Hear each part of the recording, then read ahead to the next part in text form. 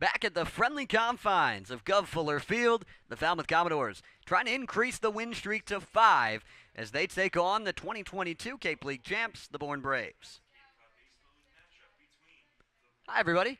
Zach Stanek alongside Matt Venezia. Glad you joined us on this fine Sunday evening here in Falmouth, trying to keep things going on a really good hot streak recently for the Doors. Guy that really stood out yesterday in the big win over the Gatemen in Wareham was Joe Redfield.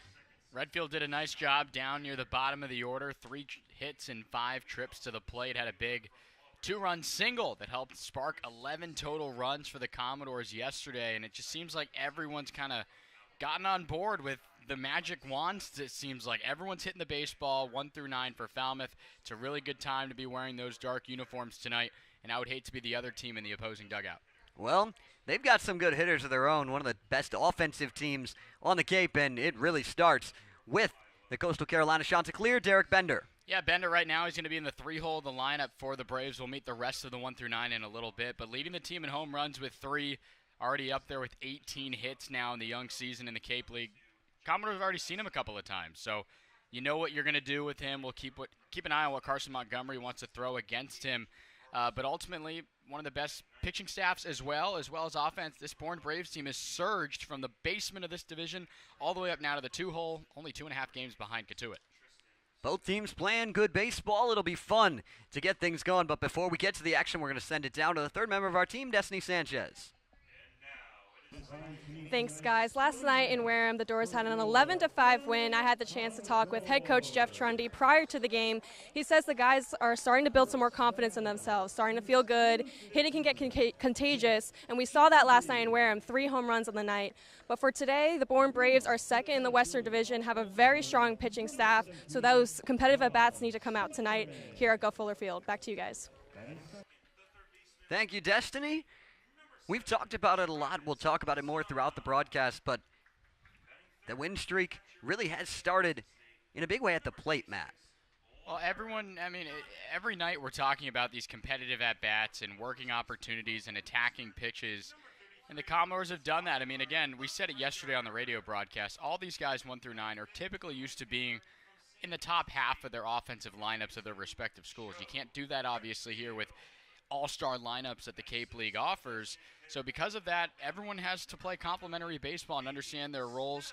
And right now, this Falmouth team was off to a tough, slow start at 3-10-2, but these 4 straight wins have really revamped this group, and a lot of people are here to see it. It seems like the numbers have gone up in the fans as well. It's been a good stretch for this Commodores team. Saw some big swings last night for a team that had struggled to hit the long ball all summer long. 3 of them in the win against the Gatemen. Yeah, only 4 entering yesterday's game at Spillane Field, and we saw 2 in the first 2 innings. It was Tyler McGregor and then Nate Humphreys, and a little bit later, Cade Snell joined in on the fun too. So, you could look everywhere in that game yesterday. Up to this point in the year, I feel like probably the best and most consistent game from this hitting staff. I thought it was against Chatham the other day, but these guys continue to one-up every single game, it seems like, during this win streak, and it's really, really impressive to see. Gavin Keelan did his thing again near at the bottom of the order for the Commodores, had himself a 3-hit day. He had one the other day with all those doubles. So now you get a chance to see Carson Montgomery, and he looked good in his last outing as well. So if he can kind of play complementary baseball, I like the Commodores' odds tonight. 2 of the last 3 games for the Doors with 15-plus hits, trying to keep the momentum going into tonight. Lineups in first pitch right around the corner, but we're going to send it down to the field for the pregame festivities and the national anthem.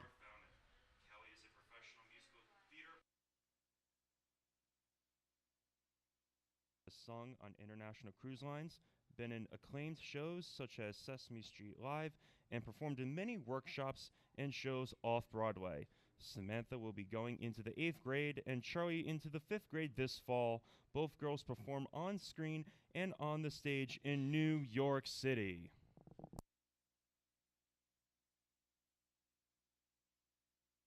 Oh, say, can you see by the dawn's early light what so proudly we hailed at the twilight's last gleaming, whose broad stripes and bright stars through the perilous fight, oh, the red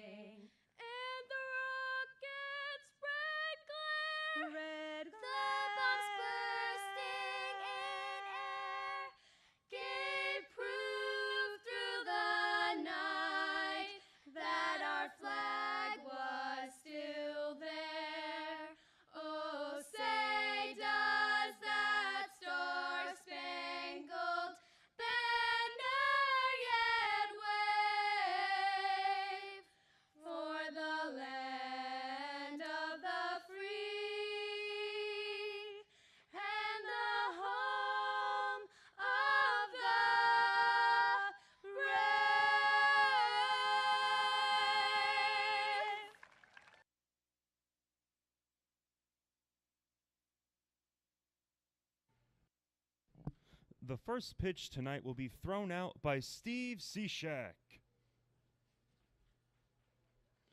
Throwing at the first pitch tonight, we welcome Steve Cishek. Steve was born and raised in Falmouth and was a multi-sport athlete for Falmouth High School. He pitched for Carson Newman University and was drafted by Major League Baseball in 2007 and retired at the end of last season. He hosts the Steve Cishek Wiffle Ball Classic fundraiser, which benefits Falmouth Youth Baseball, Falmouth High School Baseball, and American Legion Post 188 Baseball. All right, Steve, let's see that strike.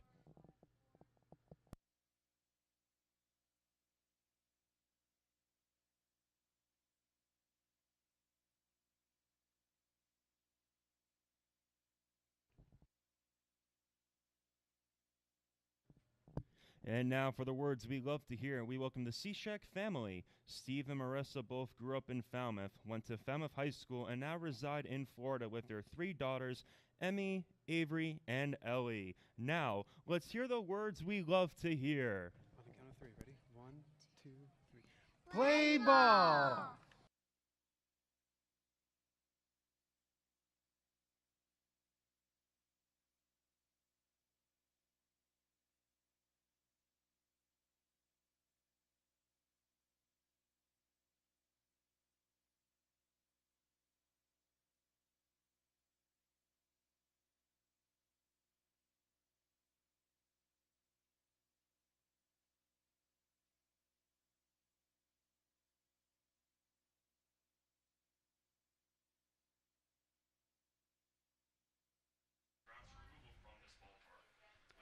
Really nice national anthem there by that trio, and then saw the pitch from Steve Cishek.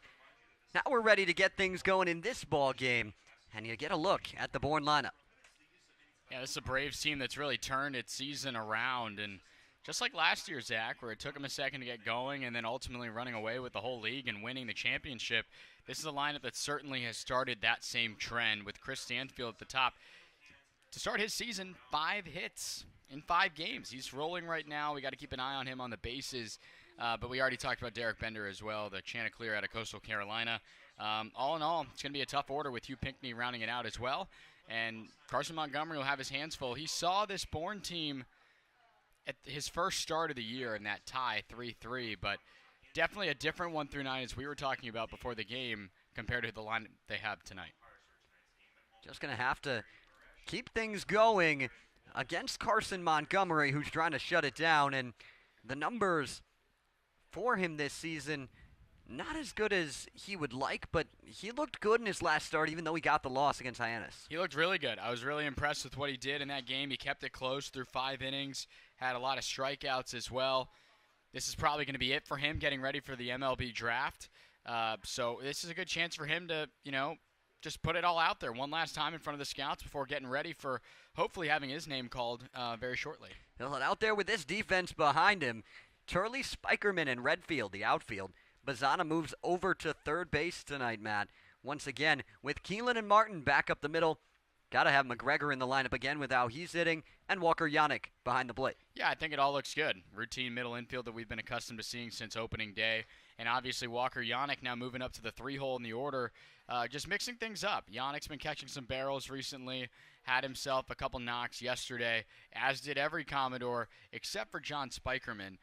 But it was really, really solid and prominent that the team was able to do that. And again, it's going to come down to what Montgomery can do on the mound. You'd like to see him carry over what he did in the Hyannis matchup. But again, the bats are sizzling, and now if you can start to get the pitching moving in that direction too, maybe you won't need to score, say, 6 or 7 runs in a game to hopefully win. It's a good trend in what this Commodores team is doing, and with Joe Redfield right there keeping tabs, he was our player of the day to highlight. You like what he was going to bring to the table with all those hits he had yesterday as well. Montgomery's kept it close in every start so far. His first 2 starts both ended in ties. One against this Bourne team back on the second day of the season. And then his last start, the 1-run loss to Hyannis. Trying to keep it going here. Yeah, struck out 5. I mean, the 5-hit effort, too. It was a close game. Only gave up 2 runs. Antoine Jean came in later in that matchup, and that's where the third and final run for Hyannis came across in that back-to-back Nesson set of games that were broadcasted here. But again, Montgomery's got the stuff. That was his first outing of going after the 3rd inning, and he went all the way through the 5th. So you know he's sort of maybe settled into a groove himself. I'm sure if you asked him that, he would say the same thing. But he's excited. He knows he's got a big opportunity in a couple of weeks with the MLB draft, and this is his last chance, as we mentioned. And I expect good things from number 4 on the hill today, and hopefully keeping the Commodores close tonight with a very, very stout Bourne Braves team. Good amount of scouts out here to see him. One of the top draft prospects that's still out here on the Cape.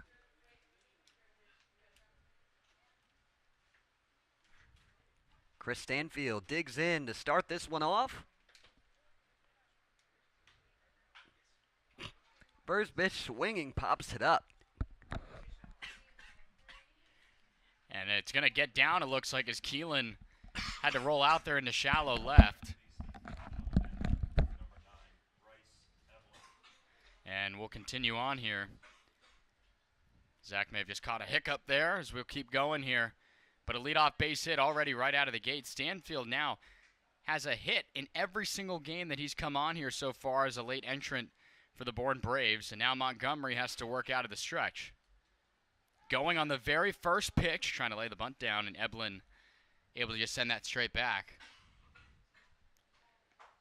And we will carry on here. Eblin yesterday in a 6-5 win for Orleans went 1 for 3. Had an RBI in the effort as well, batting in on the left side tonight. With Montgomery having to work here on the mound.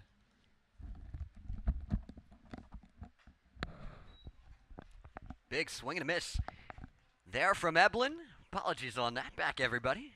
Should be all good to go. But a good start for Bourne. Montgomery trying to bounce right back. Yeah, Zach, I think you caught a hairball or two there, buddy. I hope to see yeah, that you're okay. Yeah, I think I'm good. We'll see how it goes. 0-2 missed outside. It's 1-2. He's trying to hold in a cough there and just did not work. Well, that's okay. Stanfield already could have been on second, but they tried to lay that sack bunt down to try and do a little hit and run with a bunt almost, but because it was fouled off, he stays at first. 1-2. Sent back to the screen. Eblin continuing to stay alive.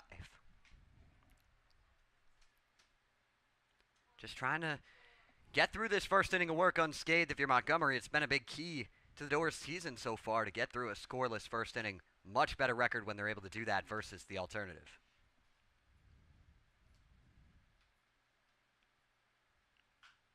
1-2 popped up. It's going to get right in front of our heads here at the press box. Almost was debating leaning my hand out the window here, and what did not end up having the opportunity to do so. Maybe been a souvenir for the scouts down there, but again, Montgomery's knock on him has been the walks, and he had 5 through the first 2 outings, which were only 4 2/3 innings pitched. Well, he got rid of that last time with the 5 innings, no walks against Hyannis, and he's staying ahead here, pounding the zone, up 1-2. Runner goes, pitch outside. Yannick fires down. Got him. Got him. That was very, very close, and I don't think Stanfield is a believer. He took a long time there to get off the bag. I don't know. That throw is a little behind. Nonetheless, good tag there by Gavin Keelan, and Yannick gets credit for the throwdown.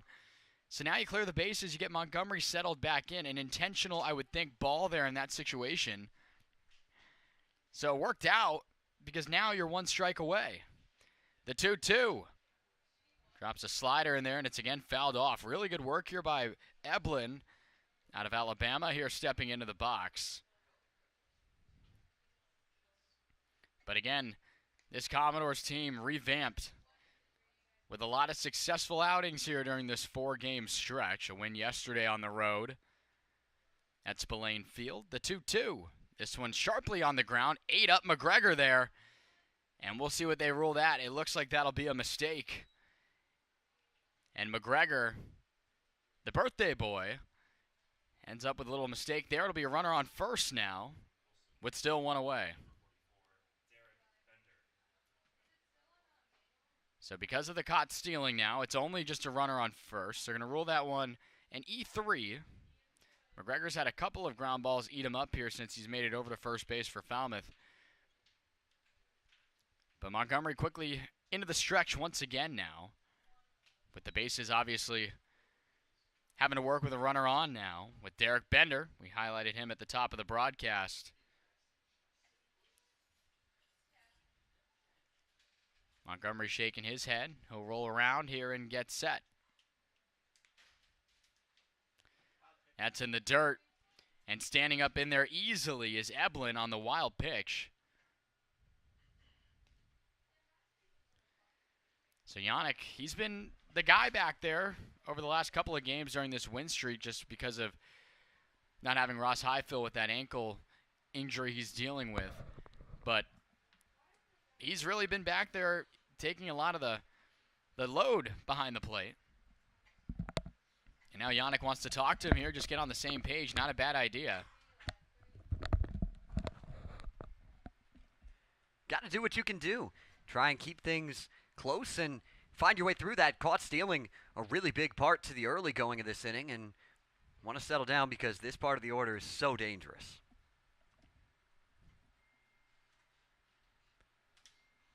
Montgomery facing Bender. This is not the guy you want to fall behind. 2-0 off the end of the bat and fouled off. Bender coming off of a day off in yesterday's game. He's been obviously red hot, one of the best hitters on the Cape since he arrived. Carson Montgomery trying to slow him down just a little bit. Yeah, the .418 average just jumps off the page. 10 runs driven in 2. Had himself a cycle last week. 2-1 runs in, just missed him. Spun out of the way of that heater. But it's 3-1 now. The Coastal Carolina Chanticleer. Gave us a good look there at his mustache he's got growing out here. A couple of the guys on the Bourne staff are rocking the squirrels under their nose.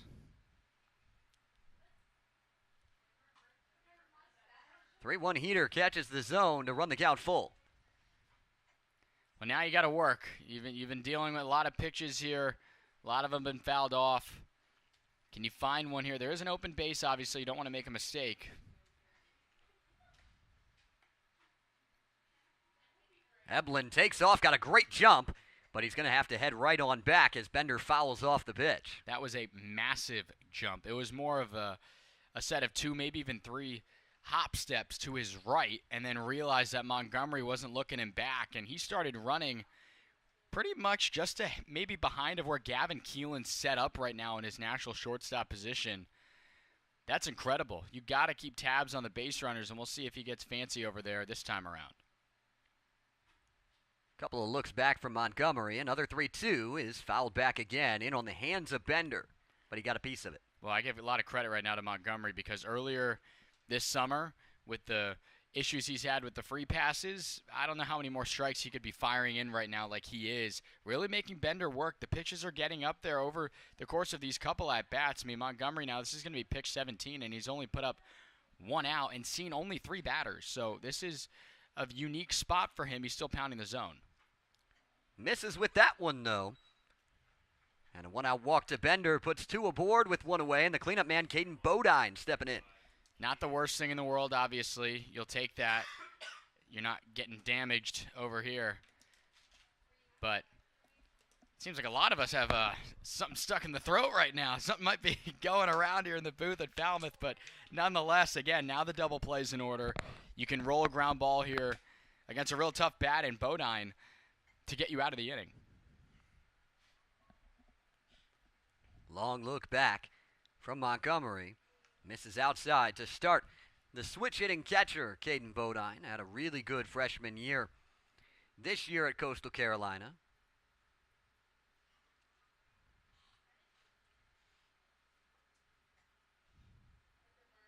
(1-0) finds the zone. Firm fastball on that inside edge from Montgomery.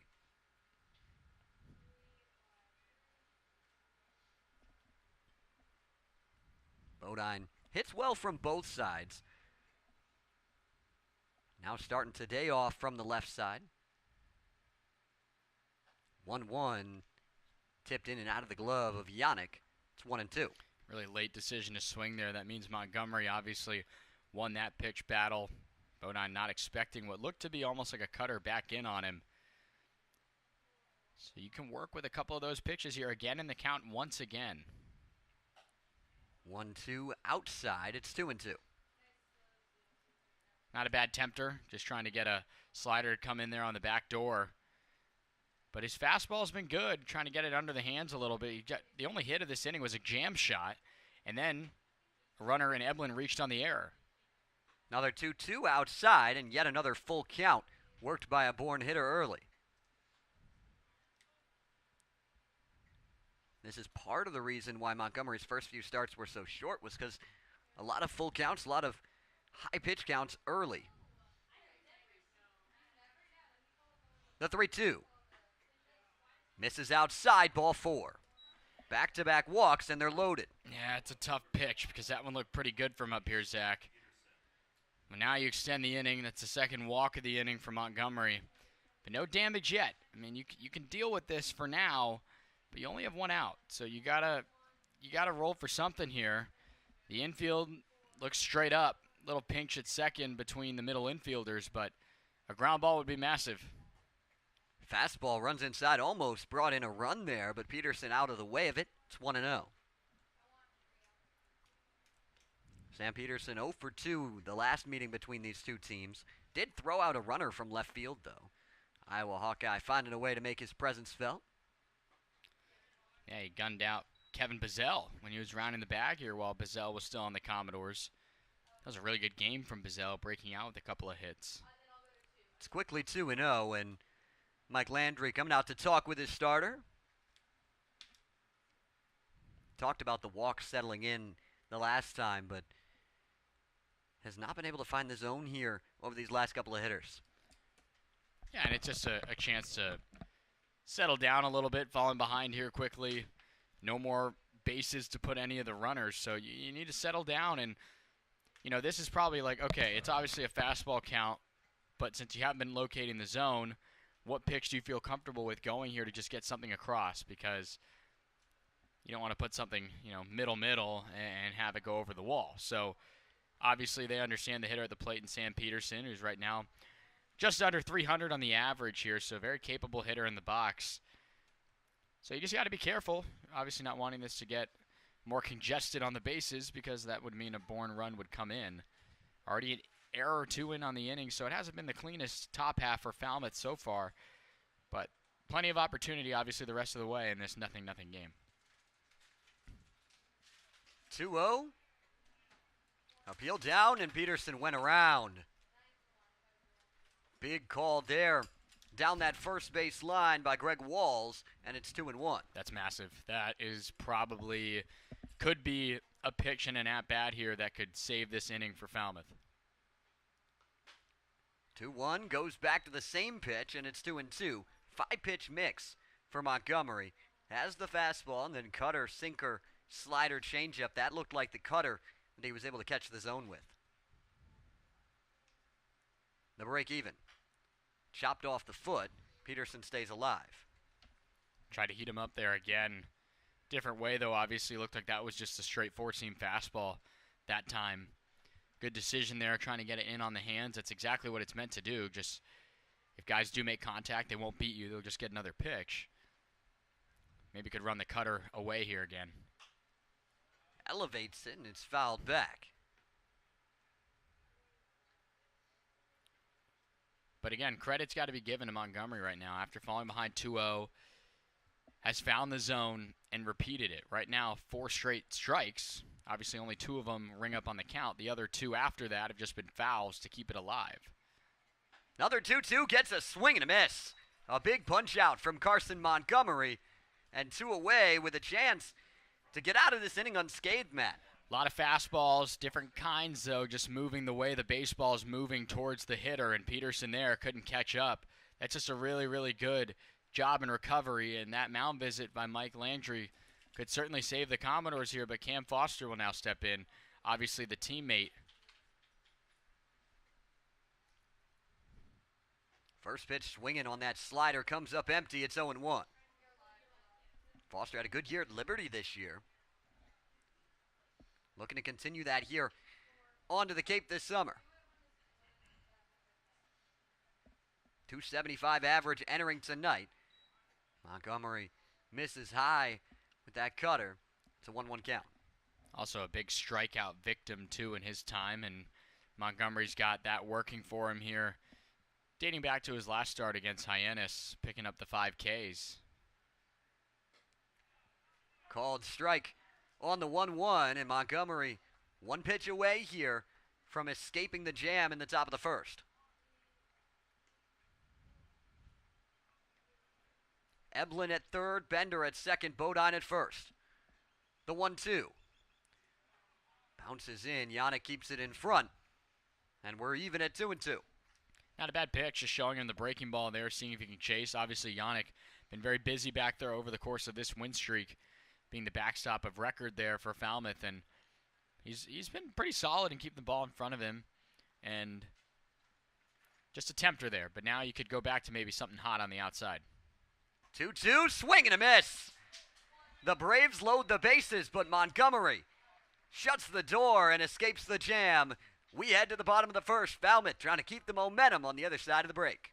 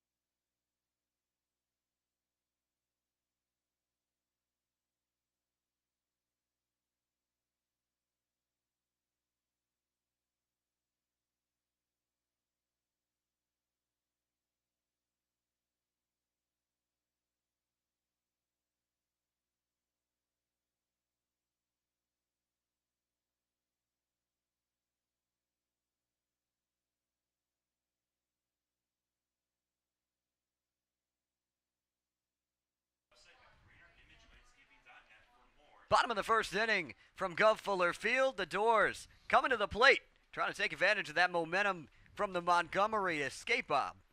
And here we go. Yeah, it starts off with John Spikerman, who may have been 0 for 6 yesterday, but he worked in really, really good spots, had an RBI and a sacrifice, worked a lot of good at-bats, and while he may not be proud of that effort, you work with that when you make pitchers work up there on the mound and you see good opportunities for attacking pitches. But then everyone else, you see Walker Yannick now in there in the 3-hole because of the success of the guy right behind him in Tyler McGregor. Obviously the 2-run shot in the first inning yesterday at Wareham, trying to move him down a little bit because the guys ahead of him should be getting on base tonight to present opportunities for the big first baseman. But everywhere else you look, I like Cade Snell there in the DH in the middle of the order. He had a home run yesterday. And we've just been harping on 7, 8, 9 in the order. I'm excited to see what those guys are going to do as well. Obviously leading there with Gavin Keelan at number 7. Gavin Keelan, second in the league in batting average now after this recent hot streak. And they'll take on the lefty out of Clemson, Tristan Smith. Tristan Smith's worked well for this group. Obviously you see the numbers there to this point. Just a couple of appearances so far. And the lefty's going to take on a lot of lefties tonight in Jeff Trundy's order. But again, lefties we've known about this lineup having so many lefties in it, so it's not really necessarily anything different, but it's going to be a good chance here for this Falmouth team against Tristan Smith. Here comes Spikerman, the switch hitter, batting from the right side. Didn't get a chance to do that much last night. Had a pretty good swing when he did, though. Flew out to deep left field, a sac fly. And that's 4-run 7th inning for the Doors. Starts ahead in the count against Smith. Just one appearance on the summer for Tristan Smith. Worked pretty good, though. 1-2-3 inning, 2 strikeouts. I think that'll play, Matt. Spikerman pops one up.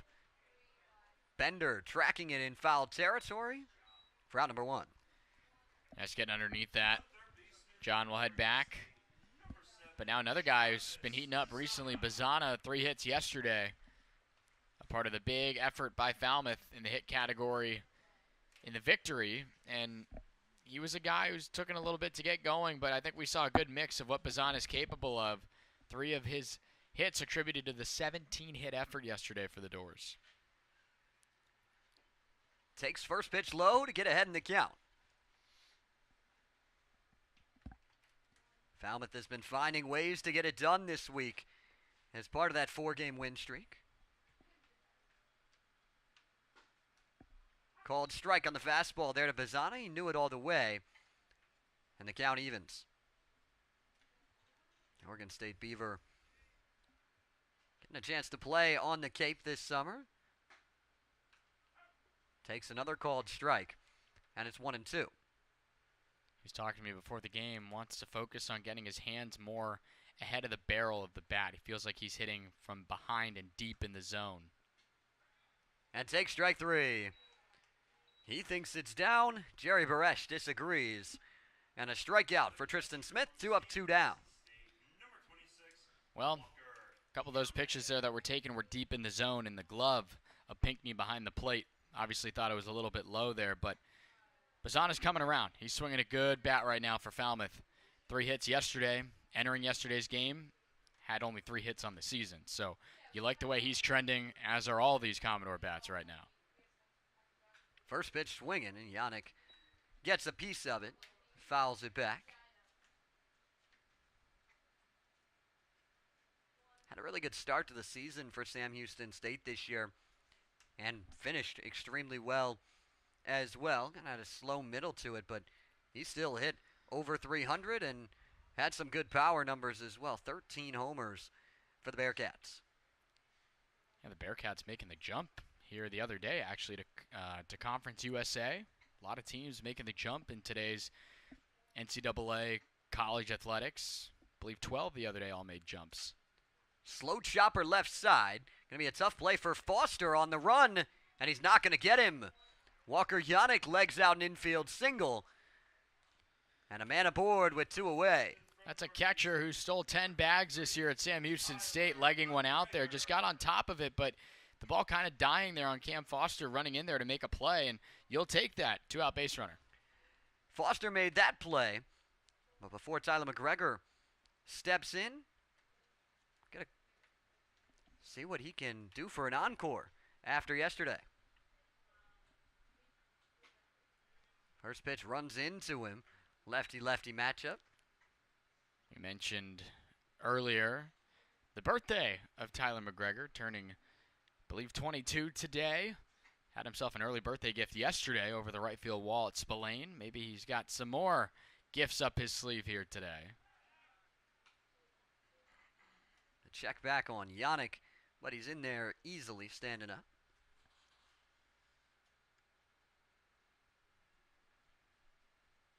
Guy that could rise in that 2024 draft is Yannick if he can continue his production into the rest of this summer. McGregor chopped that one off his foot. Got himself a 1-1 count.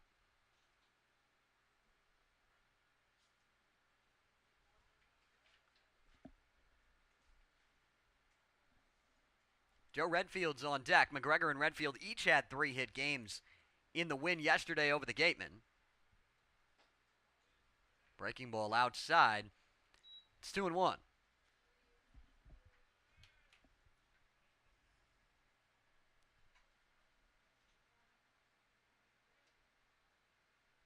Northeastern Husky McGregor had a good year. The CAA chases upstairs with that fastball. Really good life on that pitch out of the left arm of Smith. Yeah, just going up the ladder on that one, really good to disguise that pitch. Just giving it to him up. Sometimes these big bats, clean up spots and orders, like to go hunting for the upstairs fastball. That one just a little bit too high. Yannick dancing over at first. The 2-2 goes back to it, and McGregor chases it again. Tristan Smith works around a 2-out single, and we're scoreless through 1 here at Gov Fuller Field.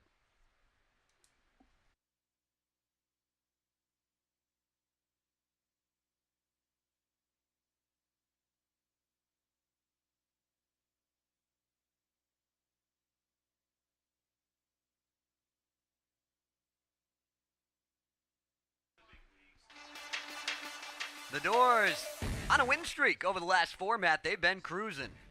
Things have been working. Guys on the mound are pitching better. You've got bats that are pitching or hitting better. It all came down and started against Orleans at Eldridge. I mean, it was a sort of a Choppy game a little bit, only a couple of hits to muster by. Casey Hunt survived the leadoff home run that he gave up there in the ninth for the save, and then the effort that really got this thing kind of churning in the right direction was the big win against Chatham. Yeah, the Doors put together 13 runs on 18 hits in that win, and then found a way to come from behind against Brewster. Absolutely, they gave up an ugly number and then came back with 6 in the 5th inning. That's all the team needed, and then Casey Hunt did his thing again. Perfect in save opportunities so far. And last night, the offense exploded once again.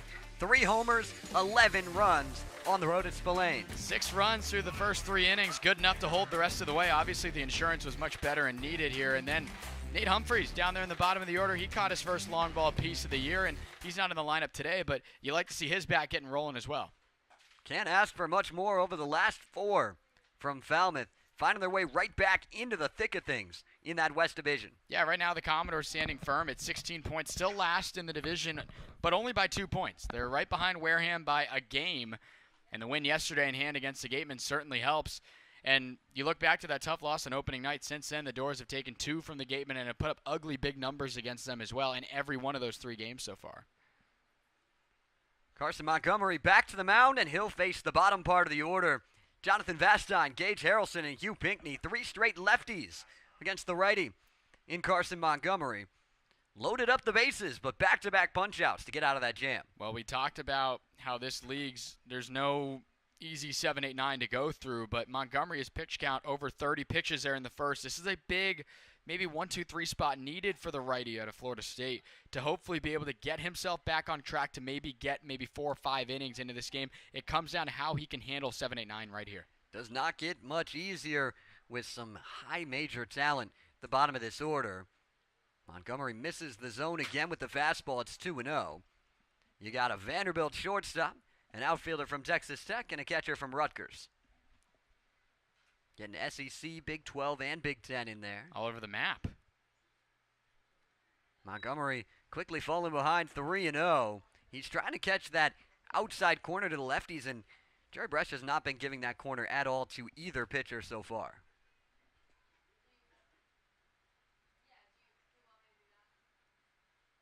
The 3-0 does find the plate, brings it in a little more, and gets things moving. Vastine against the Doors back in the last meeting was 0 for 3 with a strikeout, but had himself a good year for the Commodores of Vanderbilt.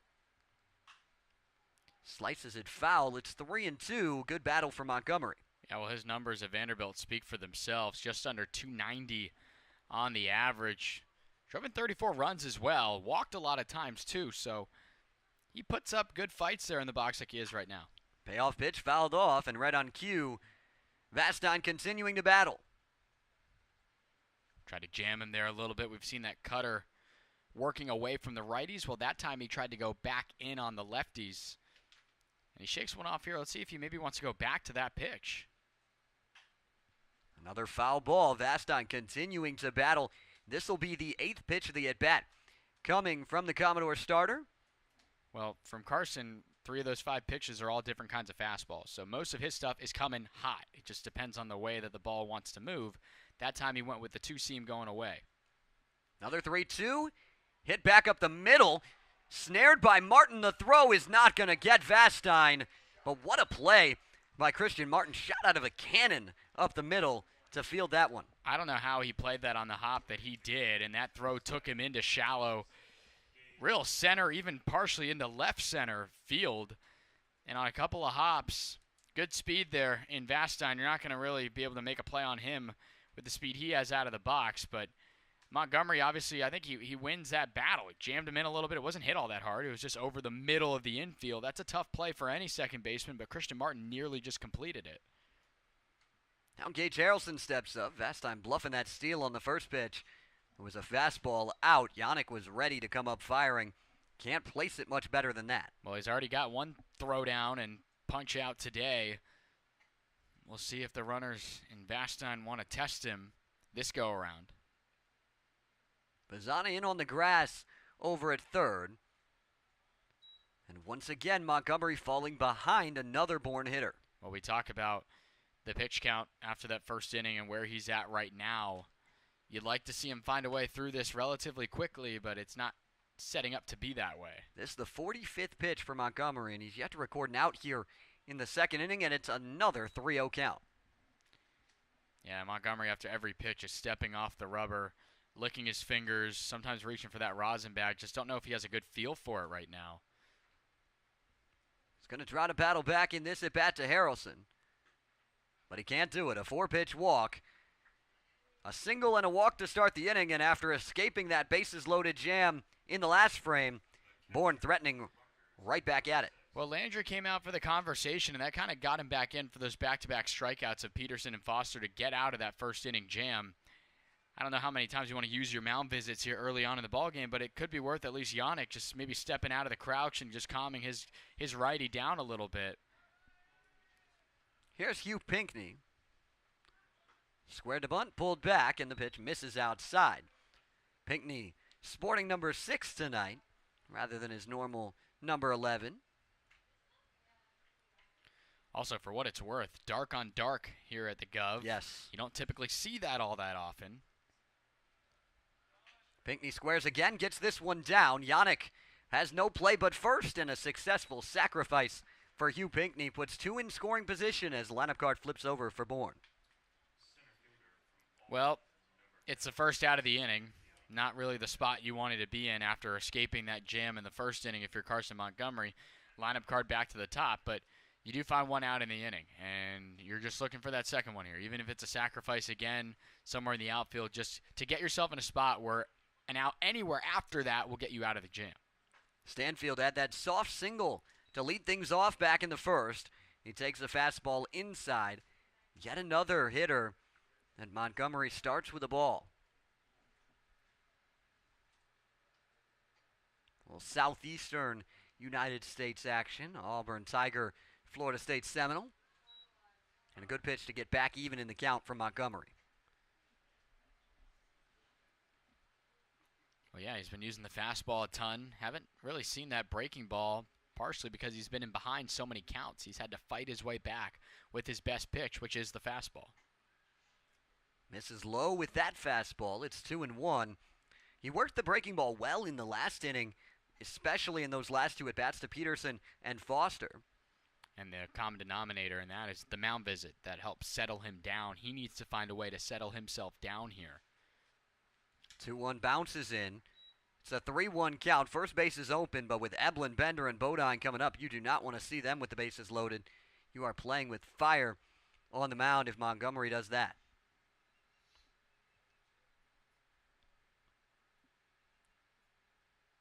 The 3-1. Swing and a miss.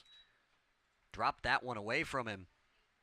And another full count. That's a really good pitch there, trusting what looked to be the changeup there. Just right over, swinging over the top of it. Sets up any pitch, but you got to throw a strike. That's the big thing here. It's hit on the ground, right back up the middle into center field, a base hit. Spikerman charging, he's got a good arm. The throw to the plate is just late as Harrelson slides in ahead of it. A 2 RBI single, and the Braves strike first in Falmouth. Well, he did the job. He delivered a strike, but Stanfield did his job and put it right back up the middle for his second hit of the day. This time bringing in all those runners that were on base. Double play in order. For how many base runners you've given up in this game already if you're Montgomery to hopefully maybe find a way out of this inning with only one out and maybe rolling one here, you would probably take it.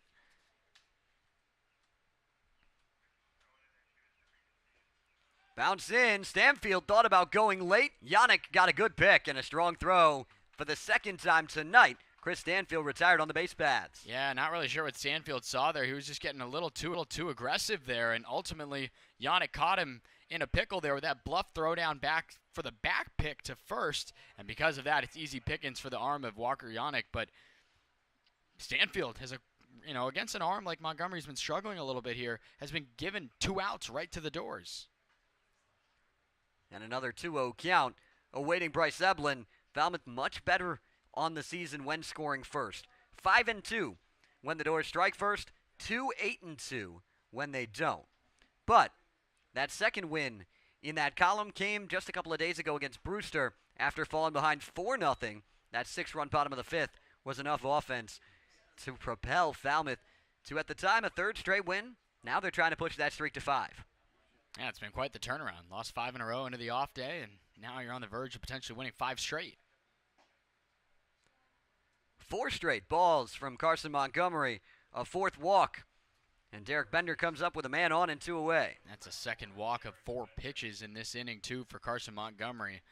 Settled in nicely last time against Hyannis after that leadoff home run to his teammate at Florida State, but not quite sure what it's going after today. He's just not really had a feel for his stuff.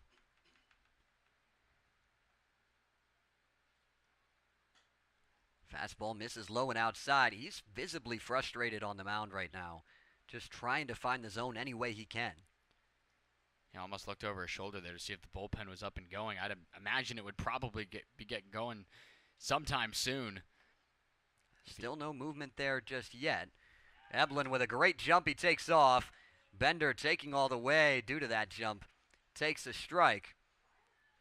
But a stolen bag for Bryce Eblin. That's the second time we've seen a base runner do those hop steps along. Just really catching Montgomery there. And you got to keep him close. He's good speed on the bases. Yeah, Eblin seems to have read Montgomery well. 1-1 hits Bender in the leg. And another free pass. There's 2 on with 2 away, and a chance for the Braves to add even more in this second inning.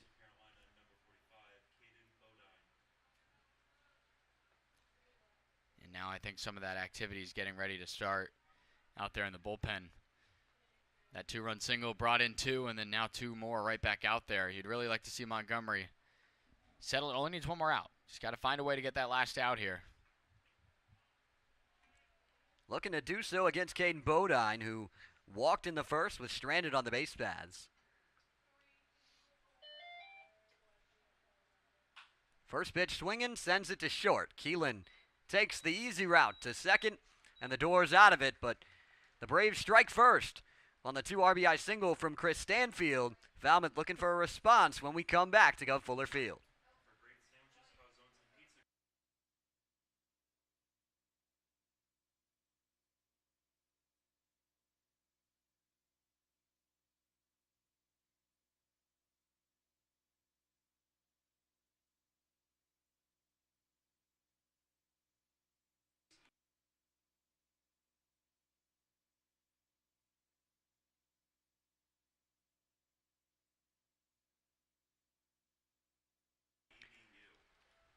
Before we get back to the action, we're going to send it down to the field with Destiny Sanchez. Cape Cod Healthcare is proud to be the official healthcare sponsor of the Cape Cod Baseball League. When you need to be seen quickly for minor illness or injury, Cape Cod Healthcare Urgent Care provides convenient and cost-effective treatment options with 6 locations across Cape Cod from Falmouth to Orleans. Open daily with no appointment needed and staffed by board-certified ER providers. View wait times at capecodhealth.org. Cape Cod Healthcare Urgent Care. Minor emergencies, major attention. We'll catch you on the other side of the break. You're watching Falmouth Commodores baseball.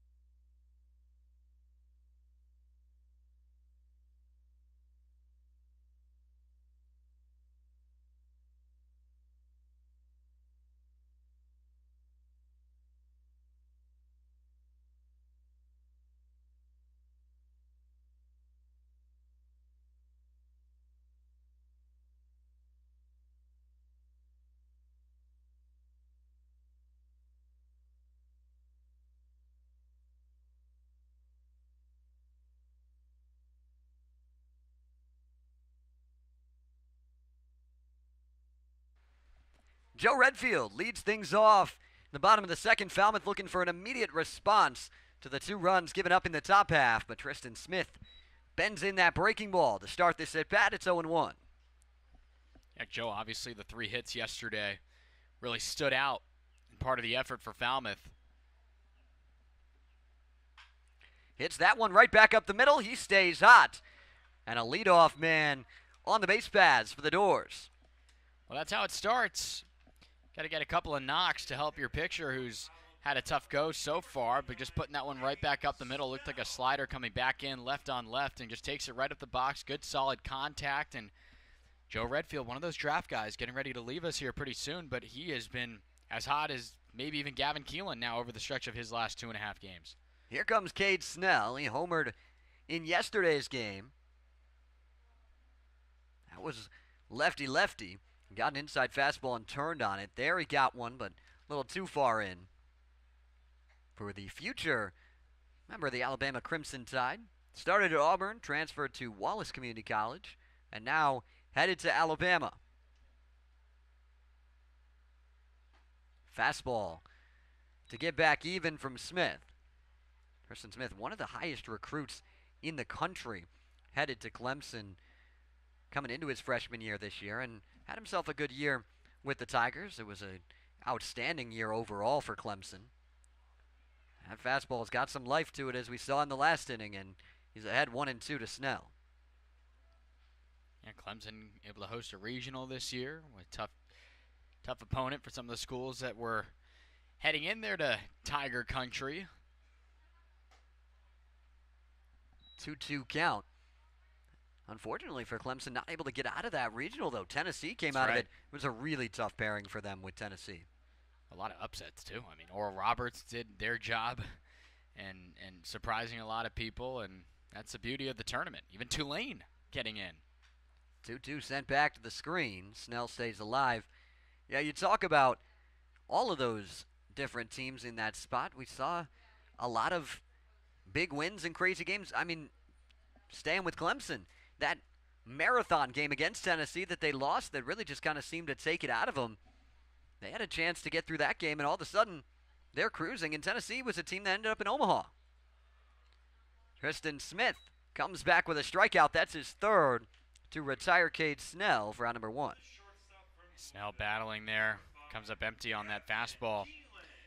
But now you bring in Gavin Keelan, who, as you mentioned, has soared all the way up to the 2 spot in league average. He has been electric, and the most important thing is it's all been with him in the 7th spot in the order. He has been very accepting of no longer being real near the top of the order. He's been real good where he's at right now. 339 average on the summer after this hot streak. 4-hit game a few days ago, 2-hit game, and then a 3-hit game last night. Redfield leads this team in stolen bags over at first. He's been creeping off that bag. Smith keeping a good eye on him. And there he'll check back. Derek Bender slapping down the tag. A natural catcher, but adjusting pretty well to first base over there. Yeah, most backstops have a lot of big size. Bender, no stranger to that. Has the build of a first baseman as well. One fastball misses away. Keelan with a good take, continuing to see the baseball very well. Louisville Cardinal trying to bring some momentum into his sophomore season in the ACC. Another check over. This one gets away. Redfield moves on up, and he'll hold at second base as Eblin got all the way over there from his position at second base to get to that one off of the fencing. But a man in scoring position as Falmouth tries to, at the very least, cut the deficit in half. Yeah, sometimes you got to take advantage of breaks when they come your way. Right now, this Falmouth team's certainly in need of one. Tristan Smith spiking one over to their Bender. You talked about the build of a first baseman. Well, you got to have reps over there, too, to feel accustomed to getting those picks and all that. That one just getting away from him and all the speed in the world. And Joe Redfield now stands on second base. A base hit, like you mentioned, Zach, will most definitely cut the lead in half. Redfield creeping off that bag at second. Good arms in the outfield. We saw it firsthand with Peterson in the last meeting between these two teams.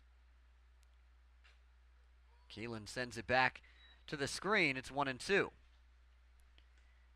little late there on that fastball. It was dropped in by Smith. Got such a quick swing, does Gavin Keelan. Just kind of rests the bat there just above his shoulder, and then he just gets that barrel right into the zone. 1-2 runs in, it plunks him, and he finds his way on base again. I mean, probably not the way that he wanted to get on base by getting hit there. It looked like, and almost sounded like it got him on the thick stuff there, maybe the thigh or something like that. Those kind of leave a little welt, but they go away after a day or so.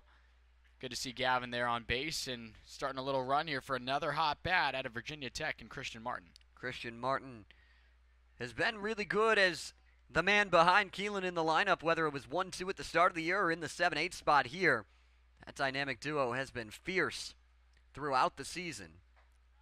Martin takes to start the count ahead. He almost had a matchup with Tristan Smith when Virginia Tech and Clemson went at it in the ACC, but they intentionally walked Martin to set up a double play ball, which Smith was then able to induce to pick up the save in that game. That was a 9-8 wild win for Clemson. And a 2-0 count awaits Martin. And a meeting on the mound coming. Scott Landers wants to talk things over with his starter. Still no motion in the Bourne bullpen, just trying to calm down Smith. His first outing was only 1 inning, and he was used a lot in relief for Clemson. Yeah, it's a different look. I mean, a lot of these guys are trying out different roles, obviously in different parts of the order if you're, looking at the batting order, but also a lot of these pitchers are typically used as starters who are going to be used in relief, or vice versa. It's just getting in front of scouts and showing what you're capable of. And with that comes an adjustment period, and that's understandable for a guy in Tristan Smith who's only out there now for the second time this summer. But against a lineup in Falmouth that might be scorching hot right now, it benefits him with all these left-handers in there. He's able to use his breaking stuff to the benefit out of the zone there. And he's been attacking with the fastball, though, inner half is what we've noticed. Hitters count to Martin, and that'll continue as it's 3-0 now. Gavin Turley looms on deck. Bit of a sleeping giant in this order for the Doors. He is all the talent in the world, has struggled so far this summer, but when he gets hot, he's going to get red hot. Well, that's what I was going to say here. You have Turley on deck. Are you taking the whole way with a Christian Martin bat that's been multi-hit games and consecutive games? Is he going to have the bat taken out of his hands here? I don't know. I think either option plays. He'll take on the 3-0 for a called strike, but still ahead in the count, trying to find one pitch that he can hit on this 3-1 from Smith. Doors trying to make Tristan Smith uncomfortable on the mound. Keelan with a big lead over at first, and Redfield creeping at second. 3-1, called strike on that outside edge. That's the pitch that Carson Montgomery was looking for the last 2 innings and hasn't been able to find. And most of the pitches that these pitchers have been trying to get there on that left-handed bat or the right-handed batter's box on the inner half has been the fastball, and that's the first one we've seen for a strike. The 3-2 misses low. Martin had to wait a couple pitches, but he works a walk. And the bases are loaded for Gavin Turley. Well, the stage has been set for that sleeping giant, as you talked about. I mean, Gavin Turley still waiting for his first hit here on the summer so far for the Commodores, but a freshman year to remember at Oregon State up in Corvallis. I mean, he was a perfect game. Second team freshman All-American. He played in the Baton Rouge Regional with this team and had a really, really good set of playoff moments for this Oregon State team. And again, 46 runs driven in, better than 300 on the year in your rookie campaign. I mean, that'll play. First pitch brushes him back. You mentioned those playoff moments. His first game in the regional, 6 runs batted in. Got plenty of chances here. And then later in that regional, hit one over the batter's eye. Yeah. No, he's good, and especially in the Pac-12. I mean, it's a tough baseball conference. He set the stage and then got himself ready for those big moments. Quickly ahead, 2-0. Yeah, back-to-back at-bats here, falling behind 2-0. Got up to 3-0 for Martin. It's the Bourne team that does not walk many hitters. 5th in the league in walks. 2-0 swinging, he pops it up.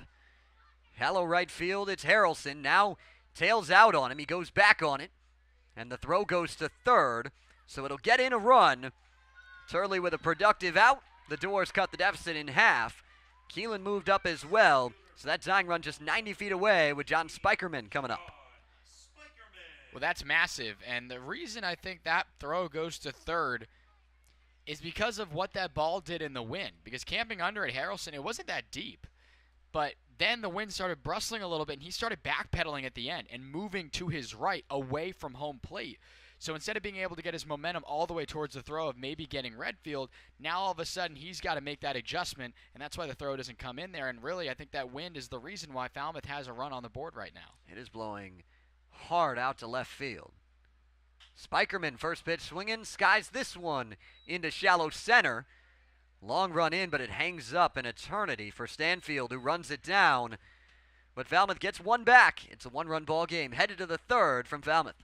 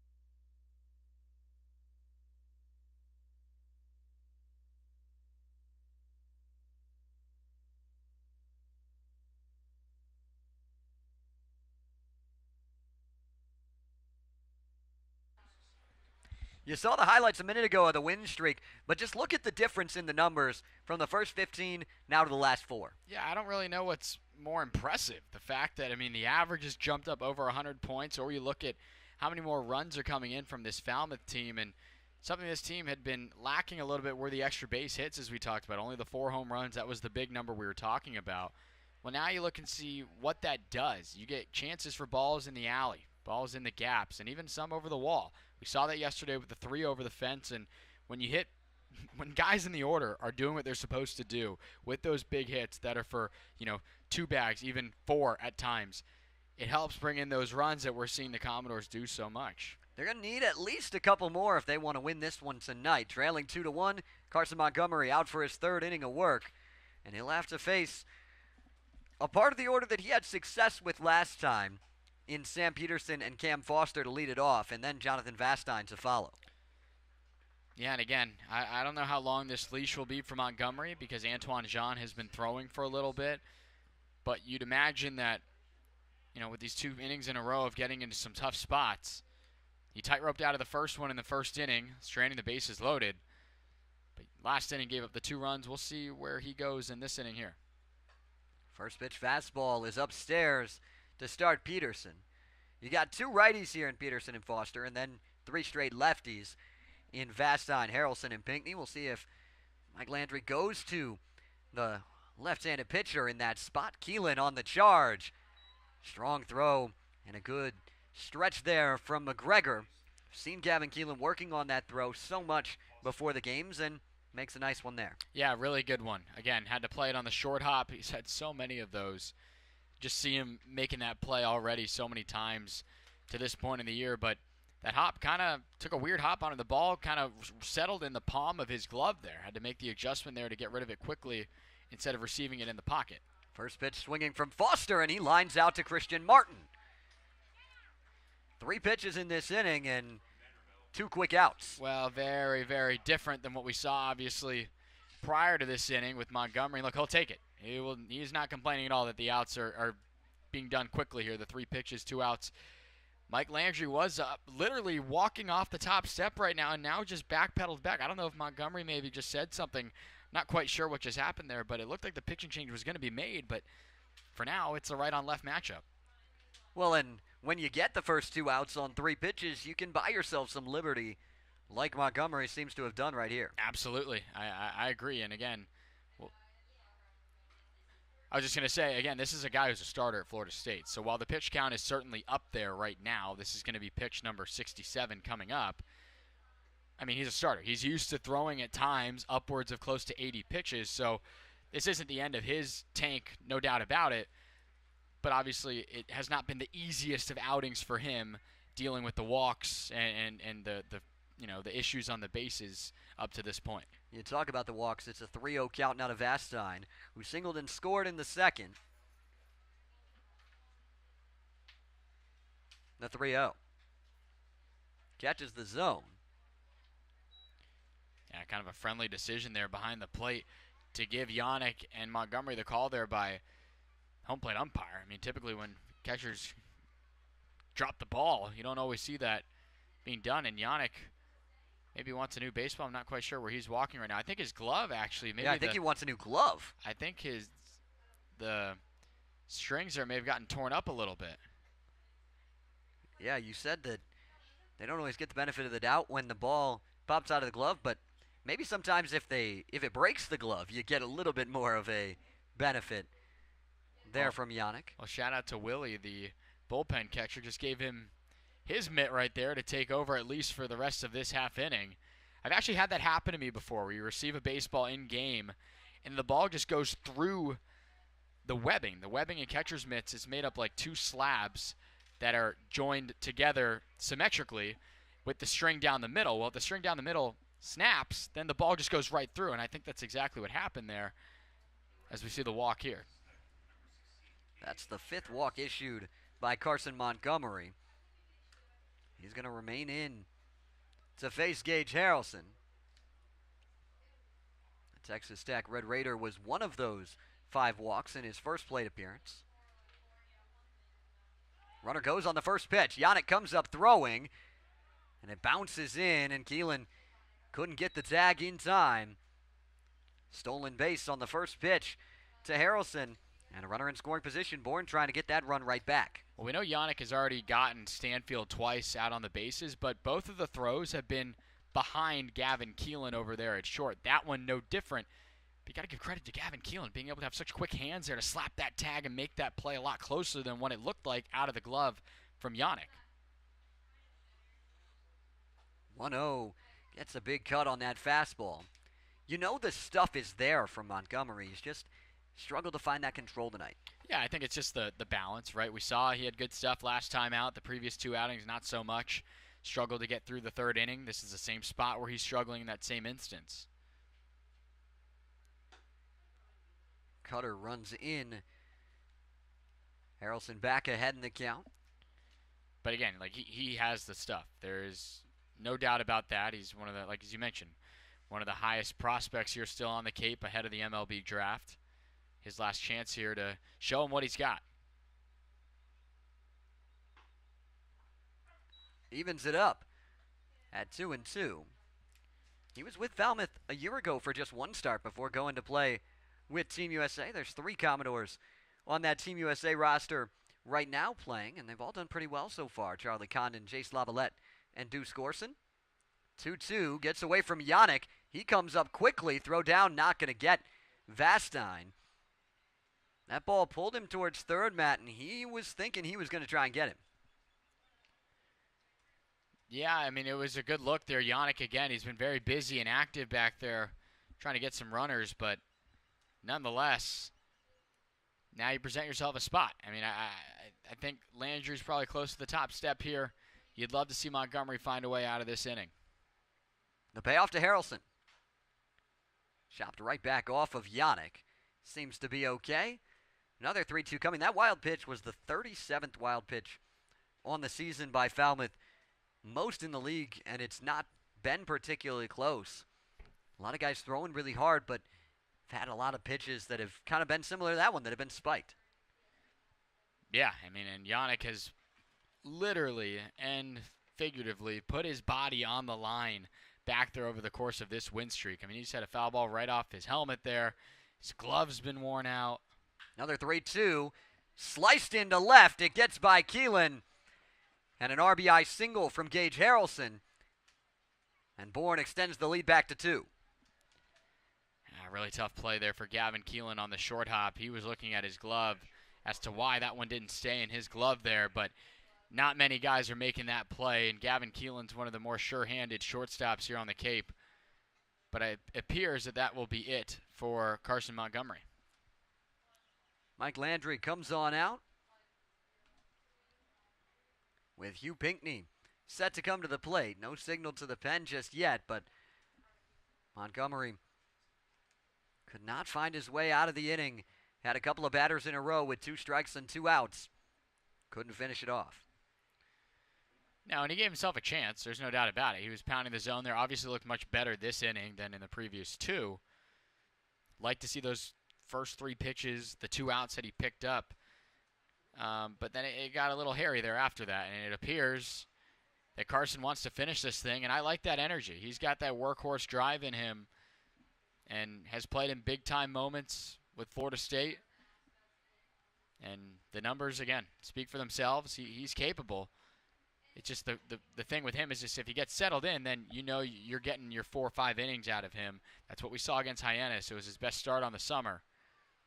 And again, only 3 runs so far. I mean, you could still get out of this. Even with all that craziness, only 4 hits given up. It's just the walks number that he's probably going to want lowered down.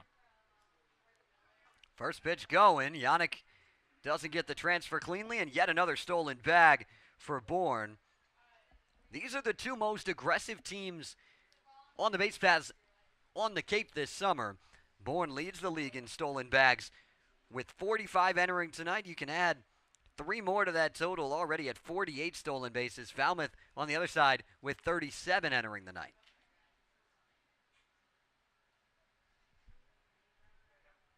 It was a walk and then a stolen bag, the wild pitch, and the single that set up that last run for Bourne. And now that single has moved up to second on the stolen bag, and a 2-0 count to Hugh Pinckney. And this team also is the best hitting for average team on the Cape, as well as on-base percentage. I mean, the Bourne Braves, no matter who they line up out there, always make it tough on pitchers. Pinckney swings through that one to bring it to 2-1. Pinckney had that bunt that he was put out on the sacrifice from Yannick. Last time up, now he has a chance to swing the bat. Guy that has struggled a little bit this summer, but had a good year at Rutgers. 2 for 23 on the Cape. Working ahead now, it's 3-1.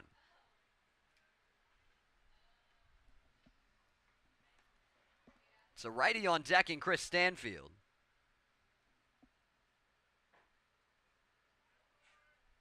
Seminole versus Scarlet Knight. Montgomery versus Pinckney.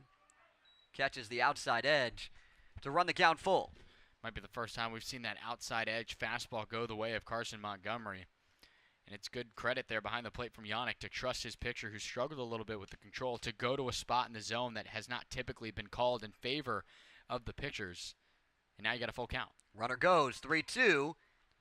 Slice down the line, and it just goes foul.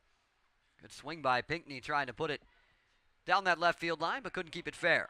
That ball just kept flying a little bit. The wind settling down a little bit there, but still blowing out relatively decent out to left. And that one kind of just kept floating and slicing away. But the way that bat handle finished from Pinckney, you just kind of had the feeling that was going to find a way to get down inside the line. But for now, Montgomery buys himself another opportunity on the mound to hopefully find the out.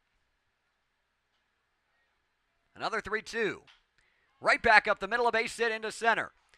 Headed around second is Harrelson. The throw to the plate takes a hop off the mound, and another run comes in. Hugh Pinckney with an RBI single, and it's 4-1 Bourne. And that one hurts. There's been a couple of breaks not go the way of the Commodores, but at the end of the day, this team hits. We just talked about it, being at the very top of the Cape in offensive numbers, in average, and getting guys on base. And when you give them enough opportunities, they eventually will cash in. And it appears that this will be it for Montgomery, with pitching coach Mike Langer making the walk out there. And we'll see Antoine Jean here with the rest of the dugout of Falmouth getting ready to congratulate Montgomery. The Doors bringing a new arm to the mound on the other side of the break. It's 4-1, Bourne in front here in the third.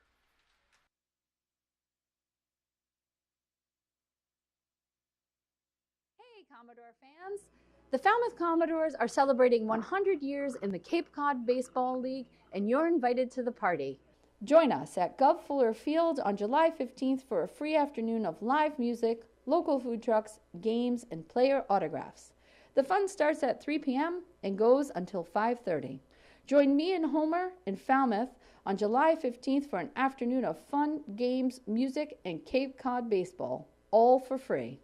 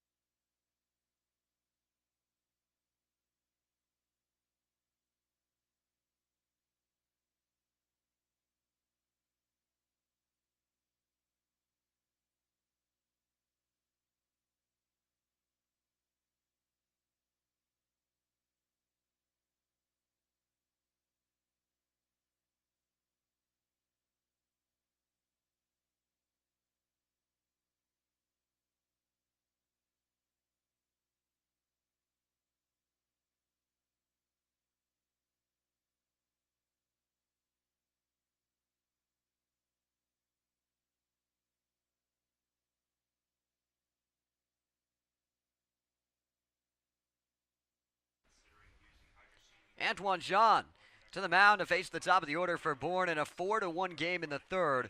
Back-to-back multi-run innings for Bourne. Yeah, just tough, given a lot of opportunities there to extend at-bats and to get guys moving along the bases, and then a couple of base hits in that inning. Really did it and brought in a couple of more runs, 4-1 now, but Antoine will come in to settle it down. This will be another appearance for Antoine, now the fourth on the year. Looked really good in his first one against Harwich, those 2 innings of scoreless baseball, but since against Hyannis he gave up 2 on the road, and then that recent Nesson game, right after Montgomery pitched a gem, a really good outing, his best outing now that we know that his time here with Falmouth is concluded. Got hit around with 2 1/3, gave up a run. You'd like to see him settle in here. Runner goes on the first pitch, and that throw pulls Martin away from the bag. He tried to slap the tag back to it, but yet another stolen base for Bourne. Yeah, they steal another base, and again, it's another throw on the left side of the bag. If you're looking at the bag, not necessarily, it's, if you're looking at the base from the base runner perspective, then it's the other side. But that throw's on the left side from our vantage point here, and Yannick's been favoring that side with his throw. If that one's on the right side of the bag, Martin's got him by a mile. Stanfield shoots one into right past the diving McGregor. Pinckney headed around third. The throw from Redfield is cut off, and back-to-back RBI singles for Bourne to push the lead. It's 5-1. All 3 of those, Matt, though, have been set up by a stolen bag, and they're going right away, no hesitation. No, I think they're certainly finding success with that. They know that Yannick has had Stanfield's number, but again, they're still going to it. Well, now Stanfield's on base for the 3rd time in 3 innings, all because of base hits. Let's see if he tries his luck here for a 3rd time trying to get the better of the Commodores. He's the only man that's been caught for the Braves. He's gone down twice on the base paths, and that's helped Falmouth because Bourne is lighting it up right now. 5 runs on 6 hits already. They scored in the last 2 innings, and Stanfield was on the move on the first pitch again. But they scored in the last 2, and they left them loaded in the first. Oh, yeah, certainly. This outing could be a little bit tougher for the Commodores right now just because of what's been going on in the bases, but that effort in the first inning to escape the jam has now been come back with an even stronger push to get those runners across. Spinner stays upstairs from Jean to even things up to Bryce Eblin. Reached on error in the first, walked in the second.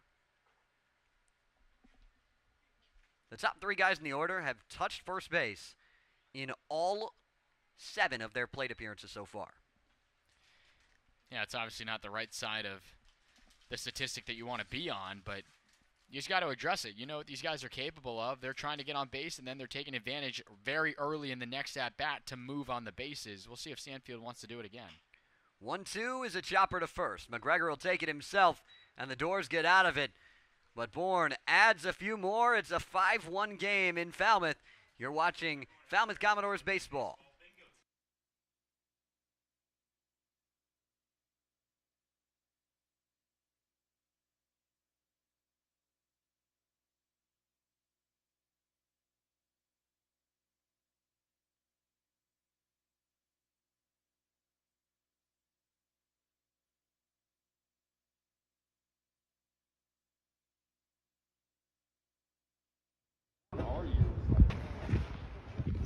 Go-to karaoke song, Friends in Low Places by Garth Brooks.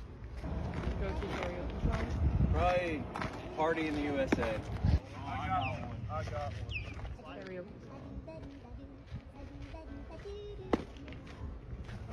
Wait, I lost it. I got it.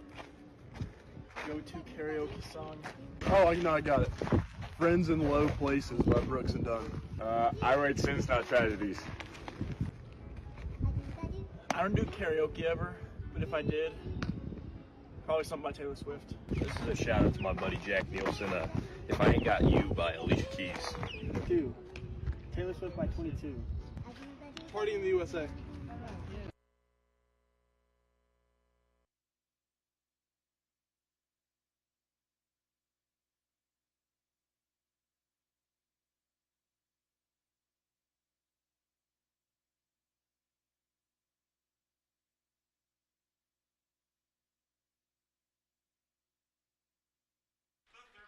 Falmouth has scored 6+ in each of their last 3 games. They're going to have to do so again tonight, trailing 5-1 in the early going as Travis Bazana digs in. Bazana, Yannick, and McGregor coming up against Tristan Smith, who's back out for a 3rd inning of work. And starts off Bazana with a called strike. Another notable thing about that 3-run inning is that they all came on 2 outs. You have the 3 pitches, 2 outs right away. Defensively, tough to give that up the way that it happened there if you're Falmouth.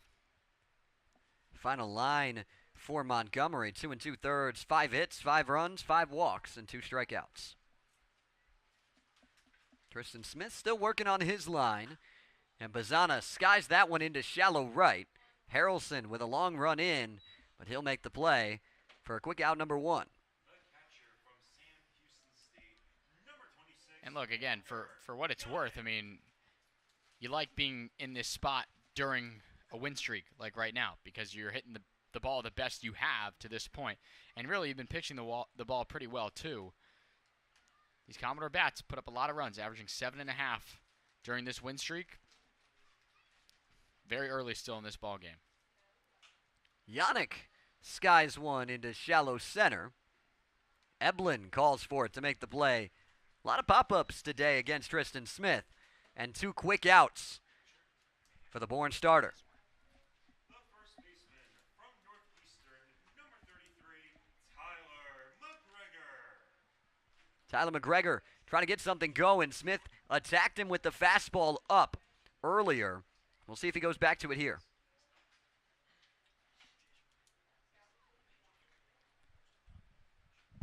Called strike to start off McGregor, continuing the fastball attack to a guy who's a pretty good fastball hitter. We'll see if he gets too many of them that are strikes.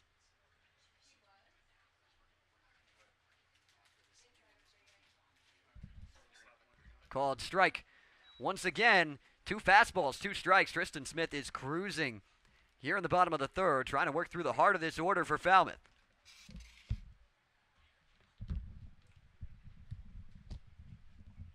The 0-2. Went to the breaking ball, tried to get McGregor to chase it like he did in that first at-bat. First strike 3, but lays off it there, Matt. Yeah, I mean, he's saying balance there in the box, moving down to the cleanup role for tonight's game. The 1-2. Checks his swing, did not go around. According to Mark Yoder down that 3rd base line. Evens up the count, it's 2-2. Well, he got a breaking ball there. Could maybe try to be a little aggressive there and maybe see the hot stuff here from Smith. The break even. Ground ball right side. Eblin rounds it. Makes a nice flip to retire McGregor. A 1-2-3 bottom of the 3rd. The Doors still trailing 5-1, but we're going to keep it here on the broadcast. We've got a special guest with us here tonight in the booth. It is a member of the front office now for Falmouth, Steve Cishek. Welcome inside the booth. Glad you could join us here. So, Falmouth native, what's it like being back here working with the Commodores?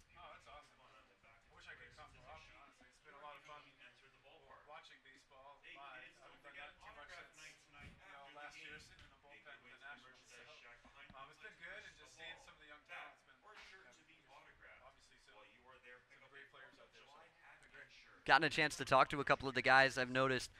How has it kind of been working with those guys? It's been good. Of course they brought on a sidearm pitcher, Yeah. AJ Causey, so he's been picking my brain a little bit on some stuff, and he watched me, he said, throughout his career a little bit, so he had some issues with some pitches that he was trying to work on this summer, so I was trying to help him work through those things earlier today. It was fun. Now, Steve, AJ gets down a little bit, not as low as you in the full submarine. What are some of those things of insightful kind of maybe from the experience of being a major leaguer that you used as yourself, being in one of those kind of unique arm slots? Yeah, I mean, he got into a habit of kind of chasing velocity, and I was like trying to explain to him, dude, we've all been there before, and we have a similar arm slot. So from our arm slot, we get into the same bad habits that I had when I was playing, even up till last year. So, just giving him some of that insight, I think, hopefully help him clean up some mechanical things, and he can be on his way. And when you're coming into a spot like this, I mean, you've been out here tonight, and Carson Montgomery getting the start and struggling with that control a little bit. What kind of is going through your head on the mound when you're just trying to find stuff and settle yourself down? Other than survive, you're really just trying to slow the game down as much as you can and take it pitch to pitch. And I mean, half the time you're just hoping the hitter swings at something just to help you out a little bit to get you out of the hole. But once I feel like, groove in a fastball and you hear the glove pop, you have that feeling, you get that feeling back, and then you can start going. But it's hard, it's tough. It's starters not going your way today, and we all have those days. So what matters now is what he does the next outing. Now, have you ever done this before, putting the headset on during a baseball game and commentating a little bit? Is this a first? This is my first. All right. Definitely my first, yeah. Well, thank you for joining us up here. Good hitter at the plate in Derek Bender. This Coastal Carolina 3-4 duo in the order for Bourne has been really, really strong. 418 average so far on the summer for Bender. Skies that one foul. Yeah, both of them are catchers. You've got Bender that is playing first base tonight, and then Bodine. Bender has been arguably the best hitter on the Cape so far, along with Hunter Hines, and then Bodine, freshman. Bender sends that one into center, and right on cue, he keeps his hot bat going. Yeah, I guess there's 4 catchers on the roster I'm seeing. I'm trying to figure out why 4, and then I look over, and there's Jared Saltalomacchia sitting on the bench. So fair enough. Yeah, there you go. Everyone wants to sit under Salty. Fair enough. Bodine switching sides now. It's something you don't see that often really in the game at all right now, but especially as a catcher on that switch hit spot. Got to think of Adley Rutschman, former Commodore, that does that right now with the Orioles. Just got announced All-Star tonight for him, as well as Spencer Strider, a couple of former Commodores getting the All-Star nods. But that switch hit ability, how much do you think that brings in today's game? Bodine sends that one out over the head of Turley, off the wall. Bender moves up to third. Bodine cruises in with a double, and we talked about the danger of that duo, and they're showing out. Yeah, I mean, that was a poke right there. You asked earlier, how effective can it be? I mean, it definitely doesn't hurt. If you can handle the bat on both sides of the plate, it's only to your advantage. You want to see a left-handed pitcher as a righty hitter because you can see the ball longer, and vice versa if you're hitting on the left side with a righty pitcher. So, guys like me, this low arm slot righty, when I face a lefty, there was always a challenge. So, yep, doesn't hurt. Infield in early. Here for the Doors, trying to cut down as much as they can. Good start to the at-bat to Sam Peterson, who's 0 for 2, a strikeout and a ground out. This is the best offensive team on the Cape so far in Bourne. Pitch gets away. Bender takes off. The throw. They got him. Good job from Antoine Jean to sprint in on that one. Something always got to keep in the back of your mind as a pitcher, I'm sure, if the ball gets away. Oh, man, that's a blessing right there. You give up a couple of hits, another hard hit ball off the fence, and then you get a pass ball thrown out at home just to give you that extra help. One out to hopefully, get through this here. I mean, that was incredible play, but Bender thought he was safe right there. Do those outs feel better as a pitcher when you pick them up like that, as acting as a fielder when you're the one crashing home after a bad pitch? Yeah, unless they take you out, of course. Fouls off that one. 1 and 2. Listen, I mean, even if he shoulder blasts me into the stands and I get the out, that's just such a confidence boost. Get me out of this. out of this mess I got myself in. You know, they sometimes say that pitchers aren't athletes, but I'm sure you'll disagree with that for one and for two. Get the cardio in there. Absolutely, and Antoine looks like quite the athlete, so I'm not surprised he's able to cover the plate there and make a good play. Quite the spike ball player, Antoine Jean is. Is that right? Oh, yeah. He is. He was real good on one of those off days. Little golf in there, too, with him that same day. Big swing and a miss to get Peterson, and talked about the importance of that pass ball out. There's now 2 away and a chance to get out of this unscathed. Amen.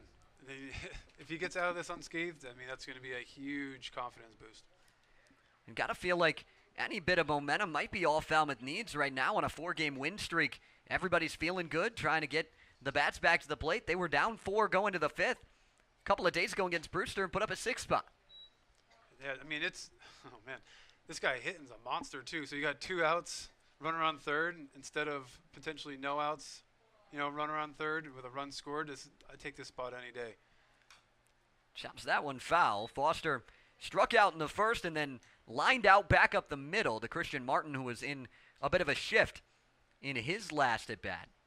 But a real good year at Liberty, playing third base tonight. Fouls back the 1-1. Jean's got a good frame from that left side, and that fastball seems to be jumping out of that hand. Oh yeah, and very important 1-1 count. He just won the 1-1 count. That's going to put him in his favor. You know, the hitter's batting average and slug decreased significantly after getting ahead after a 1-1 count. The 1-2 goes to the changeup. Nice job by Foster to lay off it. So there we see the breaking ball. A lot of lefties are known for having that hook, but you being in a different arm slot as a right-hander, what were you going to a lot ahead in counts looking for put-away pitches? Yeah, one of 2 pitches, either a fastball up at the letters, trying to get him to chase, or I'm trying to sweep a slider off the plate. There's that fastball at the letters. Jean punches out Foster and gets out of the inning without allowing any runs. We're going to send it down to the field for Destiny Sanchez, but thank you, Steve, so much for joining us up here. It was fun. Yeah, thanks for having me on. Not bad for a debut, I guess. Yeah, it was not a great at time. all. We'll do it again. Love to see it. Down to the field with Destiny Sanchez. Thanks, guys. Some scores around the Cape. The Brewster Whitecaps lead the Chatham Anglers 6-3 in the bottom of the 7th. The Cotuit Kettleers lead the YD Red Sox 6-1 in the bottom of the 7th. The Hyannis Harbor Hawks and the Harwich Mariners are tied at 3 at the bottom of the 4th. And the Orleans Firebirds lead the Wareham Gatemen 4-0 in the bottom of the 3rd. You're watching Falmouth Commodores Baseball.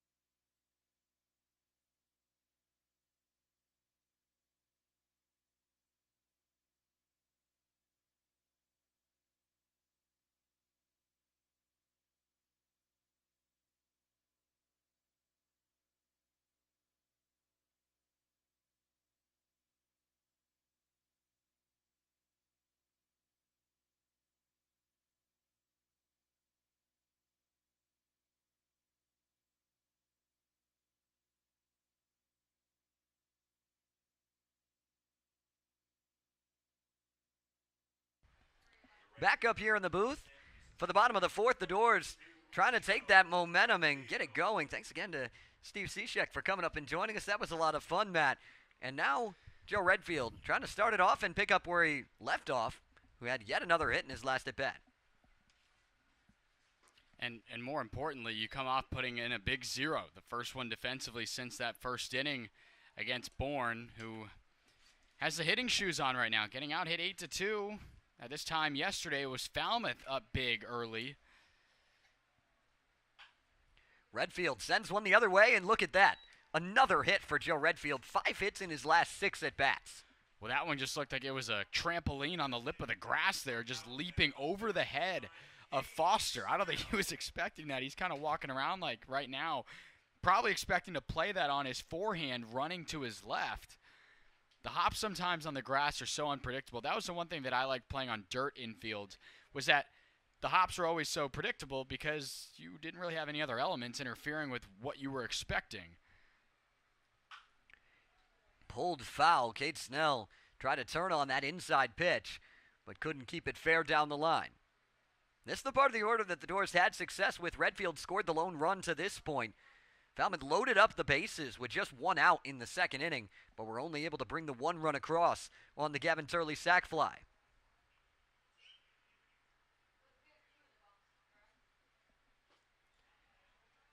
Checked his swing on the breaking ball. Appeal, but no swing. According to Mark Yoder. Doesn't have the greatest angle there, but it looked from our angle as well like Snell laid off it.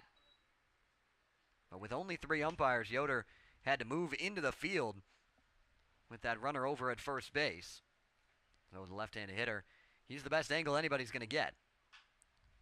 1-1 sliced foul. Cade Snell to a 1-2 count. Yeah, Snell yesterday obviously putting on the good swing, clearing the right field wall, the third and final home run of the day for the Commodores. And I personally think that's what's bought him another opportunity here in back-to-back days, just trying to keep the offense rolling, keep the guys who have been contributing relatively amongst the lineup. Again, this is summer ball. Guys rotate in and out all the time, but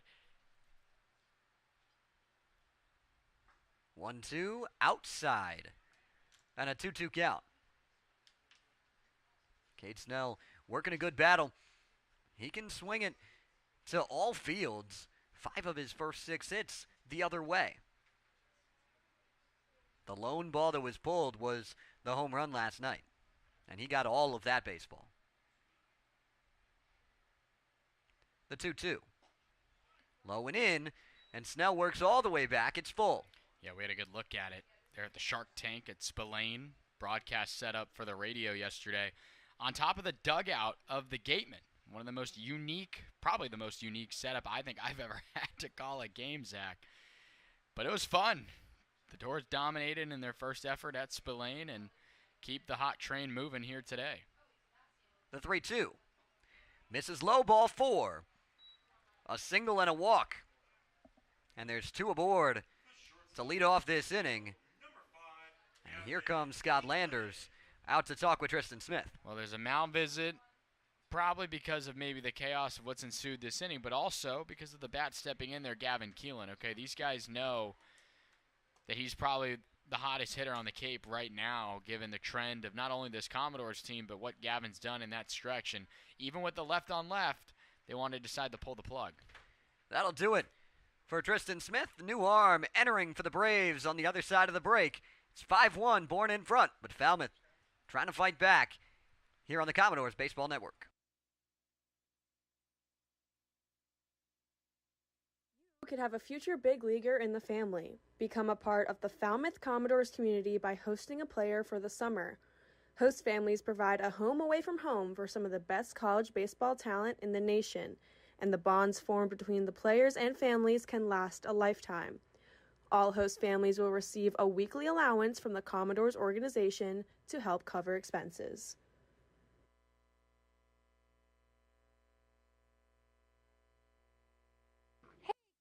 Fans, the Falmouth Commodores are celebrating 100 years in the Cape Cod Baseball League, and you're invited to the party. Join us at Gov Fuller Field on July 15th for a free afternoon of live music, local food trucks, games, and player autographs. The fun starts at 3 p.m. and goes until 5:30. Join me and Homer in Falmouth on July 15th for an afternoon of fun, games, music, and Cape Cod baseball.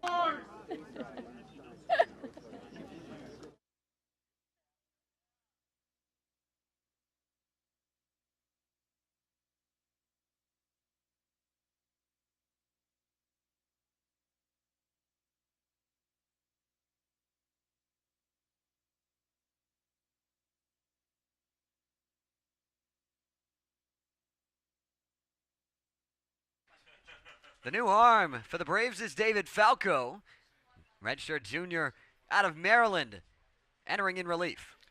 Yeah, David Falco, good numbers this year as he's getting ready for the senior campaign. 4-1, a 3.88 ERA, had 9 saves for the Terrapins in 48 and 2/3 innings pitched. Had good numbers, really good numbers. Just struggled in the strikeouts to walk, number 39 over 22. Just a walk already in this inning home. He's going to try to clean up and do a little mop-up here in this inning, but for Gavin Keelan, a right on left benefits the hitter. We'll see what he can do with it here.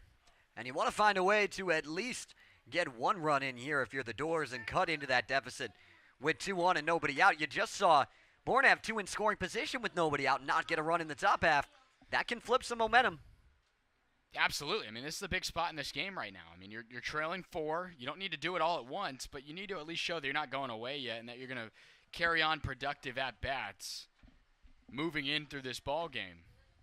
Cam Foster in on the grass over at third. Keelan can lay down a bunt for a hit. He's done it multiple times on the season. Does lay it down, third base side, but can't keep it fair.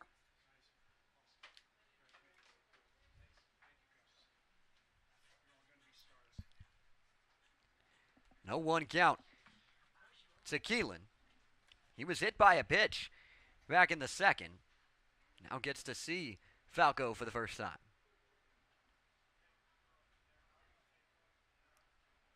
Redfield's at second. And over at first is Snell. Keelan does get it down, third base line. Foster charges and retires him, but a sacrifice. Moves 2 into scoring position with 1 away. That time Gavin gets it down. Really good bunt effort, but a lot of speed from Cam Foster, just running in there, playing it on the scoop with his glove and firing a strike there on the run. A lot of speed in Gavin Keelan. Textbook sacrifice situation, but you know every time he gets one down, he's trying to beat it out for a hit. Here comes Martin. Walked in his first plate appearance in the second. In on the corners for Bourne, deep up the middle. Martin sends one into left center, a base hit. 1 run will score. Snell being waved around. The throw from center is cut off, and a 2 RBI single from Christian Martin. And the Doors are right back in it.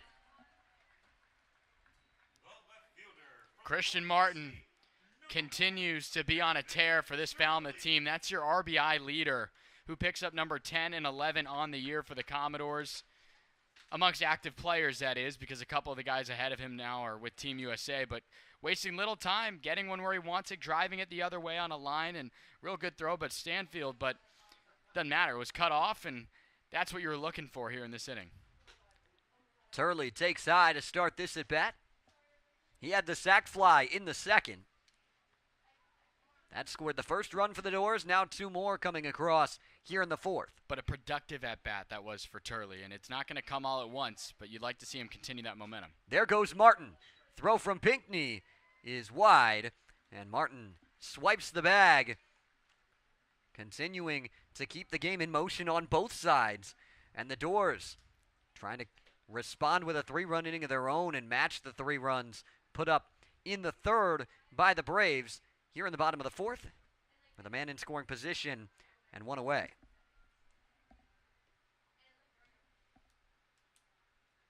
Falco with a long look back. Fastball swing and a miss, and Turley lost his bat. Swung so hard it bounced off his shoulder and dropped down. Got a Big Ten battery going right now. Maryland Terrapin on the mound and Rutgers Scarlet Knight behind the plate.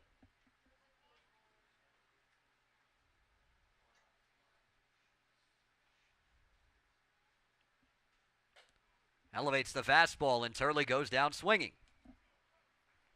Yeah, Turley, a couple of big whacks there, coming up empty on a couple of them, but now you're back to the top of the order, and this is Spikerman, who a lot of appearances yesterday wasn't able to get a hit.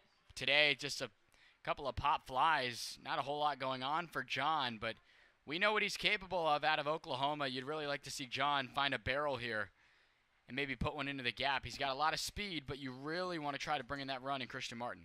It's the first time that Spikerman has gotten to swing from the left side today against the righty in Falco. Starts him off with a heater. It's 0-1. Those 2 runs coming across go against the line of Tristan Smith. But Martin belongs to Falco.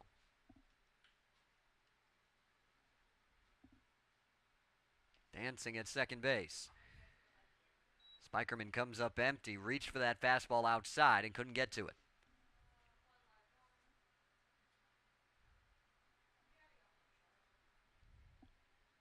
Falco way ahead. The Oklahoma Sooner in the batter's box. 0-2 fastball fouled back. Falco went right at him. Yeah, he tried to work it backwards there, and John, and maybe wrung him a little bit there, was adjusting his hands after getting a piece of that one. Looked like he just barely got enough on it, almost like the lower end of the barrel there, just to stay alive.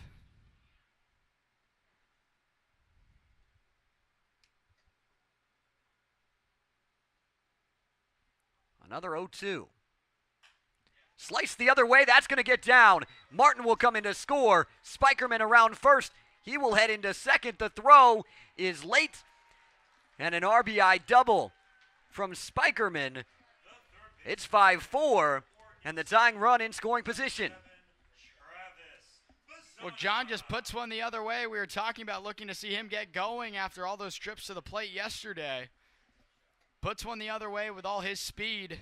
You know that's 2 out of the box, no doubt about it. But Peterson kind of struggled a little bit to gather that baseball. Slide maybe not necessary there by John, but he did it with a little bit of spaz, and his lid almost flew off too. Really good inning brewing here by Falmouth. And now Bazzana takes outside. It's 1-0. The Doors trying to get even here in the fourth.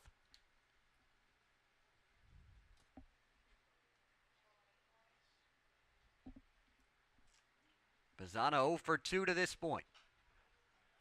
And a 1-1 count. One cut in on his hands, and he fouls it back.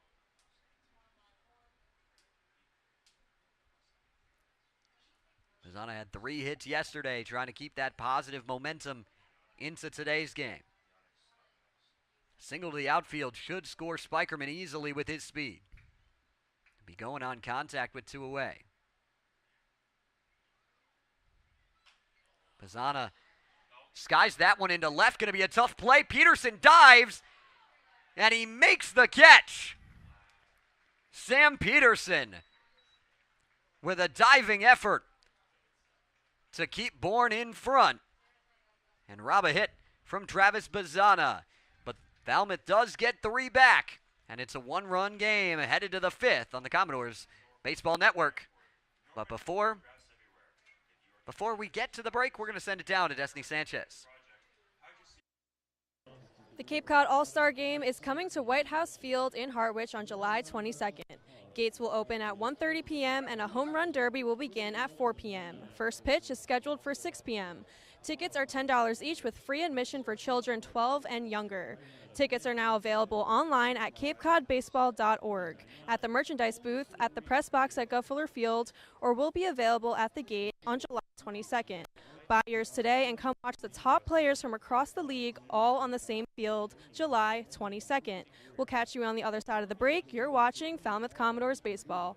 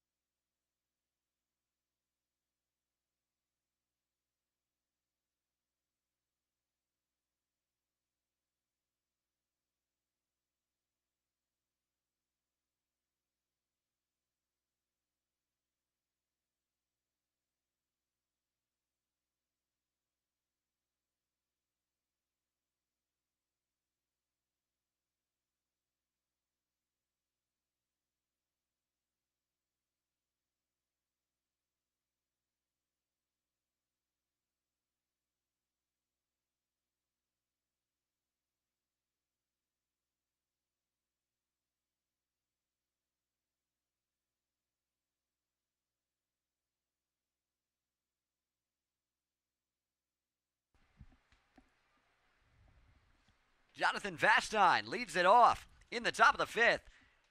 We're back to a 1-run game, Matt. The Doors just keep fighting. This team doesn't go away, and they like to do it of late in big innings. They just like to load them all up. 3 there to make it a 1-run ball game. And a massive opportunity for Antoine John. Ran into trouble early there, found a way to strand them all in the previous inning. Ground ball to short. Going to be a tough play with Vastine's speed, but Keelan's strong throw makes it look easy for out number 1. Gavin Keelan's been getting a workout with all those ground balls short in on the grass that he's got to come charging for. You'd like to see him just get one hit harder to him where he can just settle in, break down the legs, and make a good throw. But I guess you'd rather be better at those tougher ones that he's been doing so often, because then you'll be ready for those routine ground balls. But nonetheless, Keelan able to make a good play. More importantly for Antoine Jean, finding an out quickly so he can get into his groove. Snaps the curveball for a called strike. The bottom third of the order has all 5 runs for Bourne. 2 for Vastine, 2 for Harrelson, and 1 for Pinckney. Harrelson chops that one to first. McGregor flips over to Jean, and Antoine Jean having much better success against this part of the order than Montgomery did. 2 up, 2 down in the top of the 5th. Obviously a different picture, different arm slots and all that, but I mean, Antoine Jean over the last couple of outings has gotten some traffic on the base pads and had to work through and given up a couple of runs, no different in this previous inning, but now utilizing his pitches, and he likes that big bending banana breaking ball. Guys are just getting on the top of it, and you're getting outs in on the infield. That works too. Fastball runs in to start. Hugh Pinckney had the RBI single back in the 3rd. That brought in the 4th run at the time for Bourne. And then Chris Stanfield, who's 3 for 3, stands on deck. He's got 3 runs batted in. It's a 2-0 count. Gage Harrelson has the other.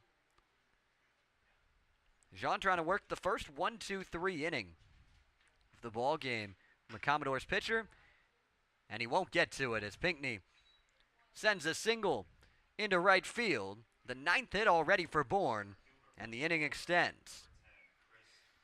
Well, that's the 3rd time we've seen a slow ground ball like that get on, into play this inning, but that time just gets through where, Christian Martin obviously favoring the left side because of the pole.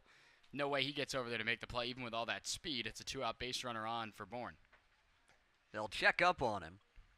Bourne has had a very big habit of going on the first pitch so far in this game, trying to dare Walker Yannick to throw him out. He has caught 2 so far. Pinckney stays put, and the fastball starts off Stanfield with a strike.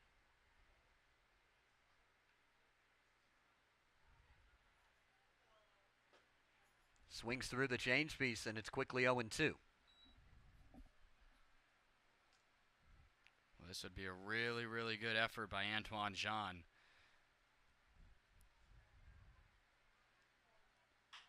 High chopper to 3rd. Bazana Fields flips over just in time to get Stanfield, and Jean works another scoreless frame in the top of the 5th.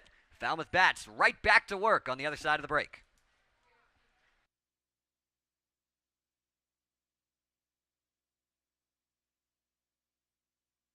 The Falmouth Commodores merch shop is the one place to go for all your Commodores merchandise.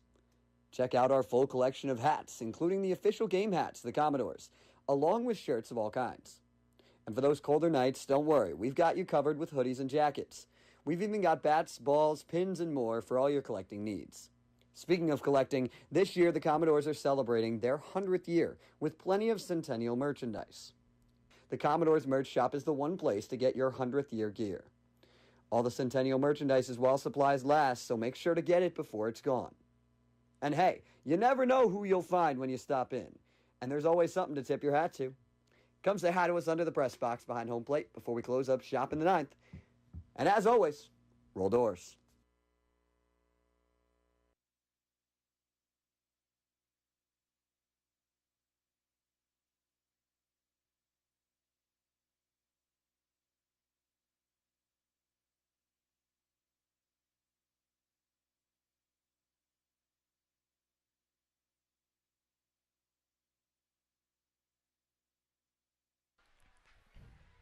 "5-4, the score halfway through at Gov Fuller Field.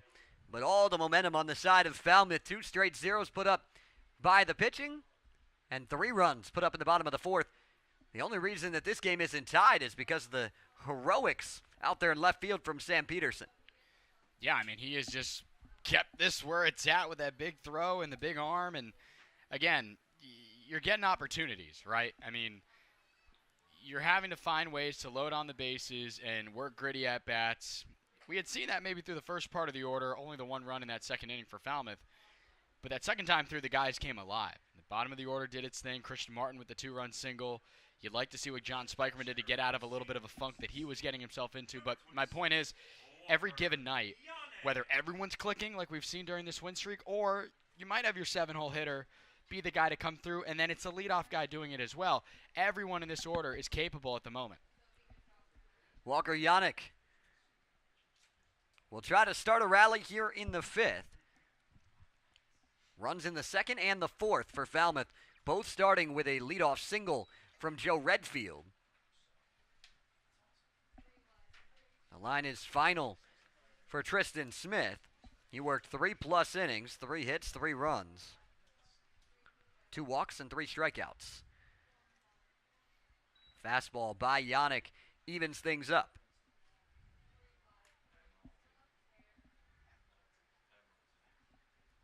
This is the first full inning of work for David Falco.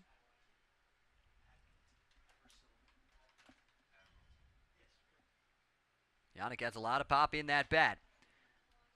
This up. It's 2-1. The wind is gusting out to straight left field. The Doors have just 2 home runs at home this season. Ross Ifill hit one against these Bourne Braves back on June 11th, and then the grand slam from Charlie Condon. Called strike. Actually, 3 home runs. My apologies. There was the Deuce Gorson long ball as well. That came back against Orleans on the 20th. Then the Doors went 9 straight days without a home run before exploding for 3 last night. Yeah, the Doors were just being scarce with their home run balls, obviously. But they got clicking yesterday. 2-2 fouled back. Yannick got a piece of that spinner up in the zone. Stays alive. Baseball's a funny game because you play 9 innings, you're guaranteed 27 outs a side. But these lineup cards can look completely different, a different combination every single night. Sends one foul out of play. Stays alive again. The only 2 runs that Falco has given up this summer were against Falmouth back on June 22nd. Now he's at 3 runs after the run given up in the last inning, all of them coming against the Doors. Besides that, 5 innings of no runs and just 1 hit. 2-2 again, punches out Yannick. Falco wins the battle. The leadoff man retired in the 5th. A good battle there by Walker, but Falco speeds him up there with his fastball, looking to put him away, and now McGregor steps in. Every game that he's played in now, this is now game number 5, he's gotten a hit in. Still looking to extend that hit streak. Here is the birthday boy, McGregor. Strikeout and a ground out. To this point, ended the 1st and 3rd innings. Skies one out to deep left. Peterson going back, looking up, and it's off the top of the wall. McGregor hustles into 2nd. And a 1-out double for the birthday boy does just that, extends the hit streak and the tying run in scoring position for the Doors. Well, that one was flirting with the wall. Really thought it had a chance to get out, but nonetheless, that one was bamboozled all over it. Off the top of the wall, and McGregor, more importantly, gets a chance for Falmouth to tie the game for him personally, extends that hitting streak that we were just alluding to. But a nice piece of hitting there by McGregor, attacking the other way. And the Doors have a threat here on Falco. Speaking of hitting, Joe Redfield steps up, hits in 5 of his last 6 at-bats, and takes inside to start off this one. It's Redfield, Snell, and Keelan, the next 3 in the order. That's where the damage has been for the Doors to this point. Redfield has scored in each of his 2 plate appearances. McGregor dancing at 2nd. Quickly 2-0 to Redfield. Peterson has a good arm out in left, a good arm in center from Stanfield as well. Harrelson, haven't gotten to see much of it, but he can bring it as well. Well, you can start to kind of feel that momentum you were talking about, partner, just starting to drift towards the Commodores here. 3-0 to Joe Redfield.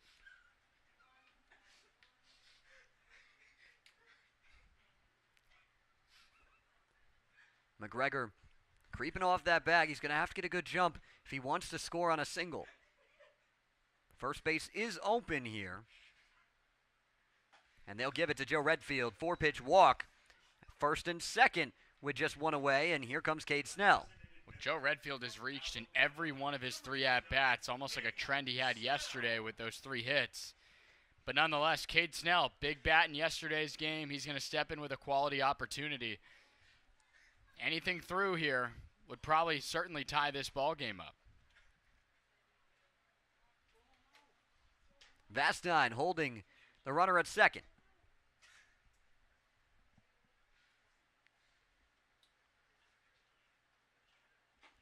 Big swing on that first pitch from Snell, but came up empty. He wasn't looking for a single on that one. Not at all. He was trying to find the new batting cages that were installed over there in right. The old scoreboard way down there, probably another 100 feet or so from the end of the wall here in right.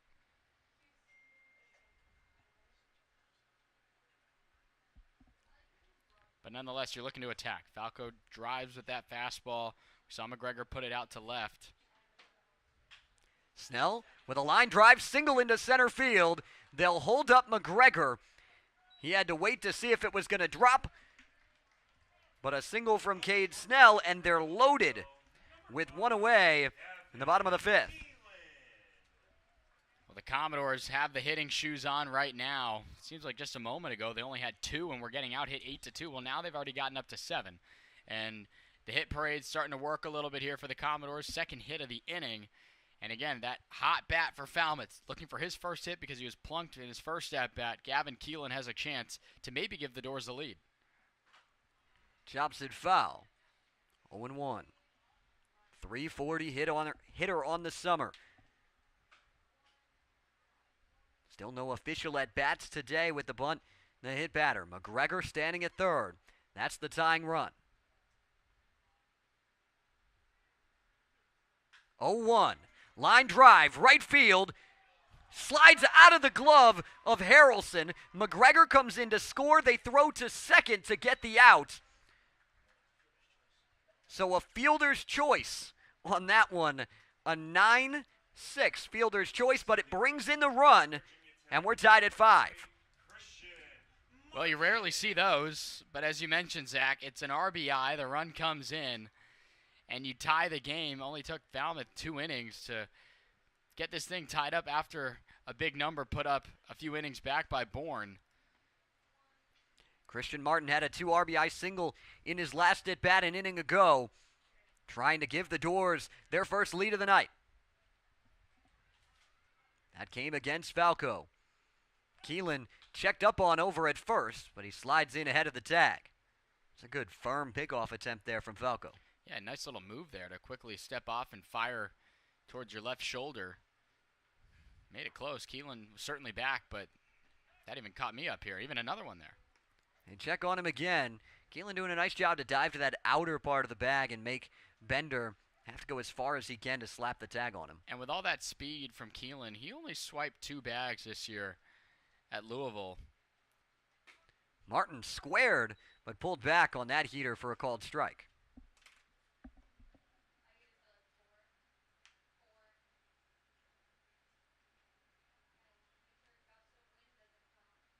You mentioned the 2 stolen bags from Keelan in Louisville. He's already got 3 on the summer here for the Doors. Has a good-sized lead at first. Slider for a called strike, and it's quickly 0-2. Christian Martin, obviously the big spot. Got this run kind of going last inning. Brought in 2 of the 3 runs Falmouth plated during the 4th.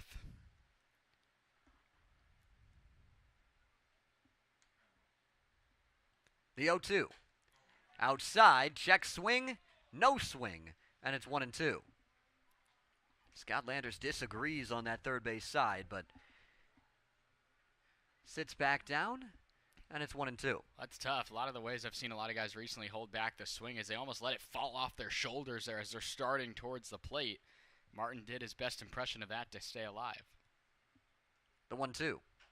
Breaking ball, chopped up in front of the plate. Going to be a tough play, but Falco gets Martin to get out of it. But Falmouth ties it up at 5. So it's a 5-5 game through 5 at Gov Fuller Field. Matt Venezia will have the play-by-play for you when we come back to Falmouth. This is Falmouth Commodores baseball.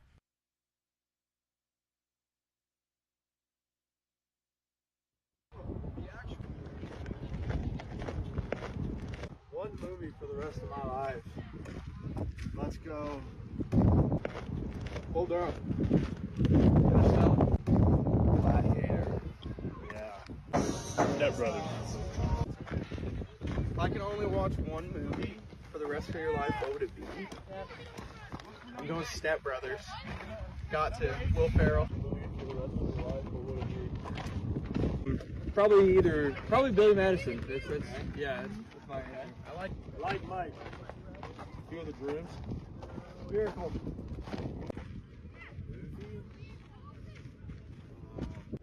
Sandlot. Probably the Dark Knight. Transformers. Any of them. It's tough. B-movie. That's all. One movie the rest of my life. What are you gonna say? Open season.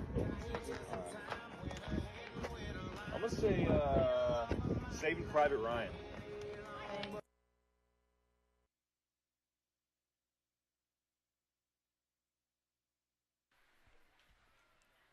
Welcome back to Gov Fuller Field. Matt Venezia, Zach Serdenik, Destiny Sanchez, and others bringing it to you here from the Gov. Antoine Jean settling in here a little bit. Fans have seen a good one so far with the Commodores bats fighting back into this one. Nice looking hats here, the camo hats in consecutive home games for Falmouth. On Friday, Redshirt Friday, the Doors wore these hats with the red Cape Cod jerseys. Today, the Doors going with their traditionally away dark uniforms. Dark on dark today. It is, and both teams have put up very similar lines right now. General Manager Chris Fitzgerald approves of the dark look here by Falmouth. I think we should bring them out more often at home. That's just my opinion while on the air here. The whites are clean, though. I like the whites. And the hats, too, really look clean. It's a good look by the Cape League. As you see the Braves stepping in now for the 6th inning to get underway here. It's a 0-1 count to Bryce Eblin. Drives this one straight up of where it came. Spikerman had to read it. His first step was back, and then he came in quickly and retires Eblin with one away. And when you have the closing speed that John Spikerman has, you can afford to make sure that it's where you think it's going to be. And just come in. He made that one look easy. As long as you get there, that's all that matters. As long as it finds the glove. Well said. Derek Bender now will step in. Had a base hit last time. Takes a fastball in the inner third. He's reached all 3 times in all different varieties. The hit by pitch, a walk, a base knock. But facing Antoine Jean here, who drops a breaking ball in there to even the count. He's played a few different positions, but such a good pure hitter. And he's been outstanding. The offensive numbers from Bourne certainly being backed up today with the 5 runs on 9 hits to this point. Falmouth still around middle of the league now in terms of offensive numbers pretty much everywhere you look because of a lot of the effort we've seen in this win streak. But nonetheless, as this one's driven out the other way, laying out in right, did he make the play? Yes, he did. Joe Redfield does his best Nate Humphreys impression there. The 2 right fielders of Falmouth laying out the gloves here over the past couple of games, 2 out. Really nice play by Redfield. Come in and get that one. Take a hit away from Bender, who just continues to swing the bat so well. Well, he certainly pieced that one up. When you're hitting line drives the other way, that's when you know you're locked in. So 2 gone now for Antoine Jean, who very quietly has worked a very solid outing today. Already the deepest he's been to this point in the season. And 3 scoreless innings right now in relief. Beautiful looking breaking ball there from Antoine. And just like that, the count evened up at 1. Brand new ball game, 5 aside as we're past the halfway mark here at the Gov. Antoine did a little Nestor Cortez there. Kind of was standing up, doing a little rock with the lead foot.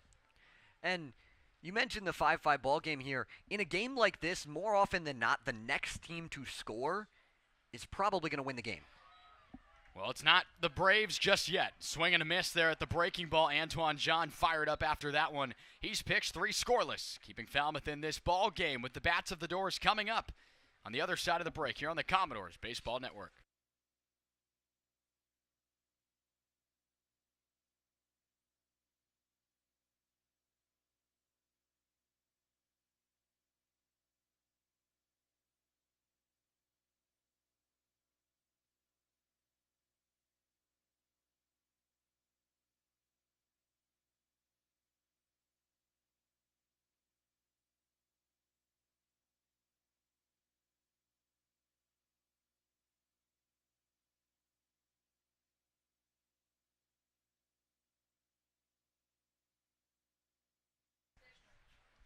And here inside the broadcast booth, Matt Venezia alongside Zach Serdenik.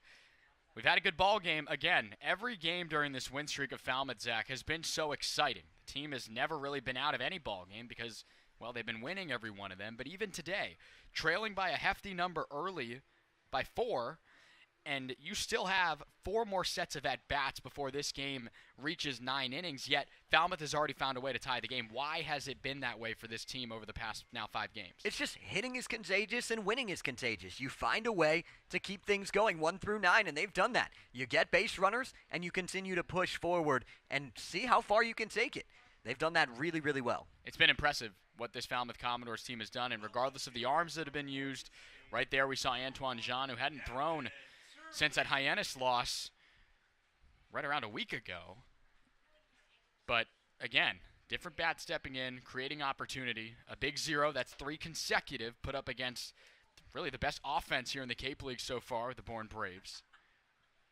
A couple of games ahead, the Commodores, to this point in the West Division, with Gavin Turley finding himself behind in the count here as we begin the bottom of the 6th inning for Falmouth. Falco back out there as well, relieving Tristan Smith. Pinckney trying to do a little frame job there. Not getting the call. 1-1. Turley went down swinging in his first AB against Falco back in the 4th. Still looking for his first knock here in a Commodore uniform. A couple good at-bats today, though. He spoils that one. Deposits that one into the bleachers. Really good number here. Fans gathered here. You can see right behind Falco there. Along the hill. And even all the bleachers all the way down to the right field pole. Winning is contagious, and the fans want to see it. With a ball and 2 strikes here to Gavin Turley. Slider kept sliding. Makes it 2-2. With some of the swings we've seen from Turley, it feels like his first hit's not going to be a single. It feels like it's going to be an extra base hit. Whether he hits one out or whether he hits one into a gap. He's putting a lot of pop into that bat. Either of those outcomes would work here. 2-2. Off the end of the bat, this one's going to hang up for Stanfield. He'll make the play. The first out of the inning for Falmouth here in the home half of the 6th. That one really hung up off the bat. I thought he was going to bloop it into center field right on cue with the extra base hit comment, but it definitely hung for a long time. So Spikerman, who had the RBI double last time, stands in the box now. Been active out there in center. A lot of those base hits for RBIs we saw from Bourne. He's been on the receiving end of fielding them out there in straightaway center field.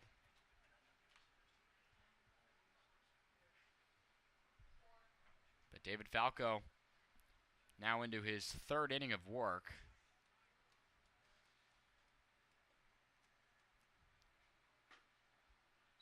Drops a slider in there. 80 on the gun here at the Gov. 1-1.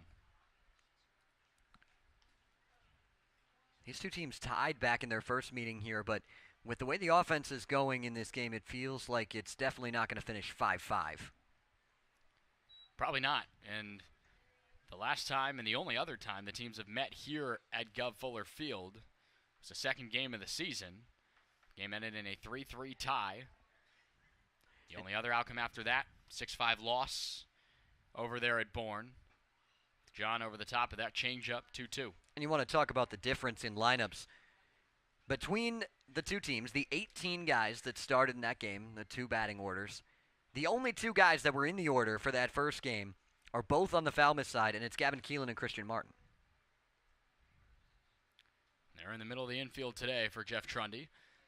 John the other way into the gap. This one hangs up.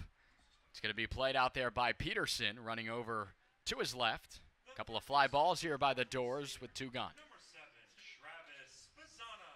He's got that one off the end of the bat, trying to flip it the other way. So now it's Bazana, a 3-hit effort yesterday.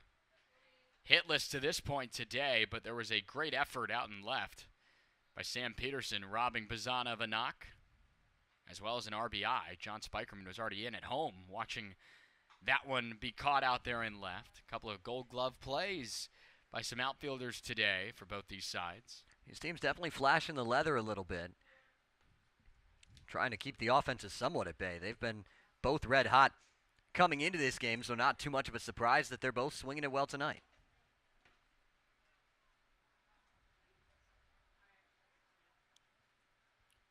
A ball and a strike to Bazzana at third base today.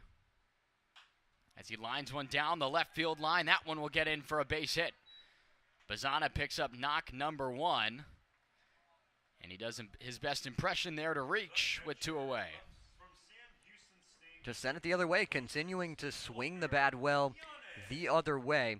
Was talking to him earlier, he's hoping to get some more solid swings and more consistent, but that was another good swing. Walker Yannick, the next man to bat, hitless as well here in the 3 spot for Falmouth. Typically we've seen Walker down in the 5 and even the 6 hole, moving up a little bit today. Yeah, taking the place of Kyle DeBarge, who's been a mainstay in that 3 hole for the last couple of weeks for the Doors. DeBarge getting a much-deserved off day today. Ever since Charlie Condon and some others made their way to the Team USA tryouts, DeBarge had been pretty religiously in that 3 spot. And this Bourne team knows the danger of Walker Yannick. He was 2 for 4 with a 2 RBI double the last time these two teams met down at Doran Park.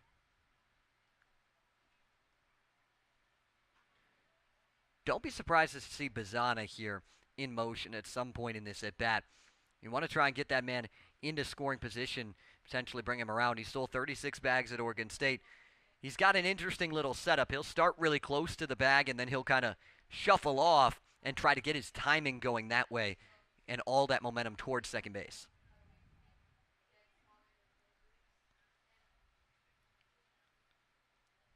Bazzana is going, like you said, swing and a miss. The throw is airmailed into center. And Bazzana thought about it. He stays there at second. And I think they're going to say that Yannick struck out. I'm not quite sure what just happened there. Batter's interference was the call. They said that Yannick interfered with the throw down to second base. He very firmly disagreed. But either way, that retires the side. Batter's interference, you don't see that too often. And that will do it for the inning. A 0 put up by Falmouth in the 6th. Homer and the crew try to get the fans into this one. It's a close ball game as we move on to the last third. Here at the Gov, we'll be right back to begin the 7th on the Commodores Baseball Network.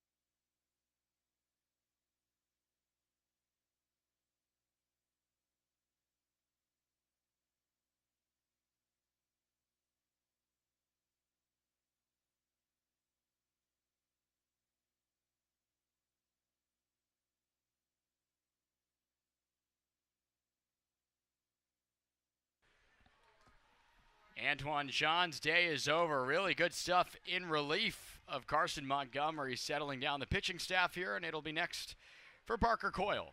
Parker Coyle trying to keep that streak going that Antoine Jean set up with 3 straight zeros on the Bourne side to keep this game even as the Bats have fought back into it. Parker Coyle's had good numbers this summer. Overall, worked some really good stuff. He's had a few outings where he got hit around. That Katuitt game stands out in particular, but he's shown good stuff. Just going to try and work through this order. We'll see how he does against Peterson and Foster to start, who have really struggled today. Sam Peterson with a pair of strikeouts and a ground ball out to Gavin Keelan. But he'll lead off the 7th here, 5-5 as we continue on here. Falmouth right now in the basement of the West, but with this 4-game winning streak very much in the conversation now, separated by just 2 points to Wareham and only 5 to the Bourne Braves, so a win here would certainly cut into that deficit in chasing the Braves in this division. Obviously still so much more baseball left, but to this point now, Zach, I mean, this is game number 20 on the year. The season continues to move on right before our eyes. It does. We're almost to the halfway point. That'll be against Kitsui in a couple of days. So just trying to continue to play good baseball one pitch at a time. I mentioned that a few times yesterday, but that's what Brian Tomasini said, and I really think it is really good mantra for how this team has been over the last few days. Just playing good baseball one pitch at a time. That this team has as Coyle works out of the full wind. Got that inside pitch on the fastball for a called third strike. Peterson heads back for the 3rd time with a strikeout. A good start to the inning for Coyle. Love that from Parker Coyle. He fell behind 3-0 in that count and just battled right back and punched him out looking. Can't start much better than a strikeout.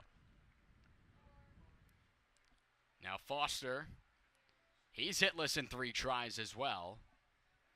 A lot of the offense we've seen from Bourne to this point has been done in their top 3 and the bottom 3. The middle 3, it's been a lot of outs, and the Commodores trying to keep that trend moving on as Coyle fires a fastball in here, and it's fouled away to even the count at 1.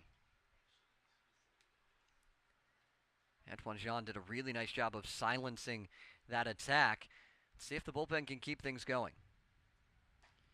Big, wicked breaking ball there, cut on and missed. Makes it 1-2. We talked a little about it yesterday on the road, but there's some interesting things to look at with this bullpen. Losing the 2 sure-handed arms.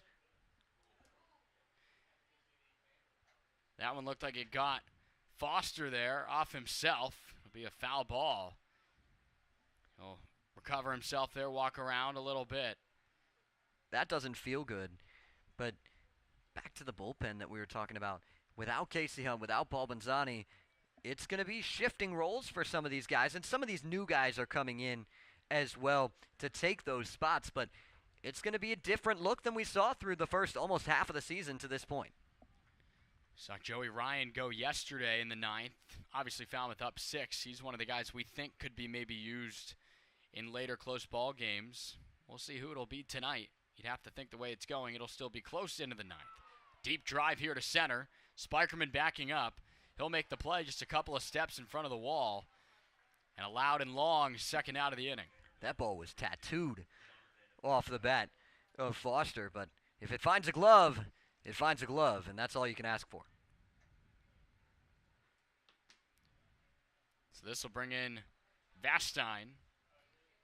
A base hit and a walk for Jonathan to this point. The shortstop in the order today for Bourne. Parker Coyle doing a real good job. Just being real aggressive right now. A lot more consistency in pounding the zone early compared to a lot of his other outings. Breaking ball rolled on the ground. Martin made a couple of those plays on the run. Right now the middle infield of Falmouth getting the job done. A lot of ground balls here as we remain deadlocked at 5. It's time to stretch. It's still 5-5 here at the Gov. We'll be right back.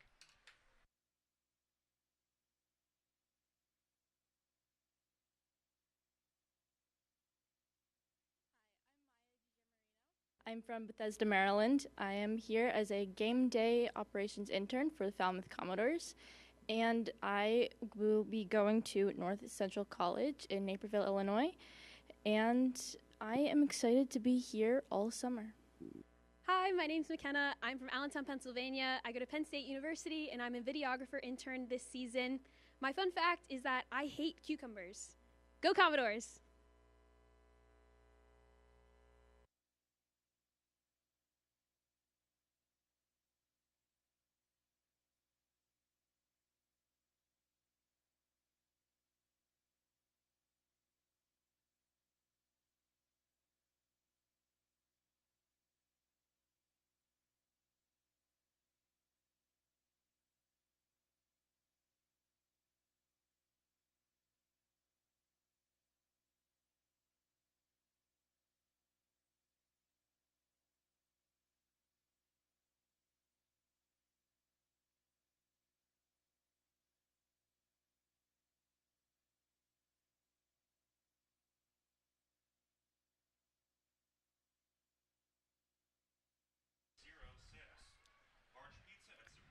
4, 5, 6, 2 up for Falmouth here in the bottom of the 7th.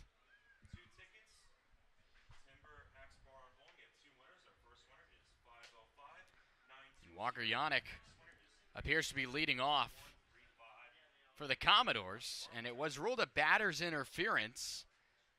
And we talked to the home plate umpire, and it seemed like Walker was the one who was called out, but now he is going to be the one leading off here. Not sure you hate that. I mean, you get your 3-hole hitter up there, and Yannick, a very capable bat. So I guess because of the batter's interference, they're ruling that the base runner is the one who was out in that weird end of 6th inning that Falmouth had. But it is Yannick who takes the first one for a ball. It's kind of what we originally thought, but either way, at this point, you'll take it. Falco, breaking ball missed a little low there. Now this one's chopped and foul. And now Yannick has not only seen Falco in a full at bat in the 5th, he also saw him in the 6th for nearly a full at bat, and now gets to see him here in the 7th to lead it off.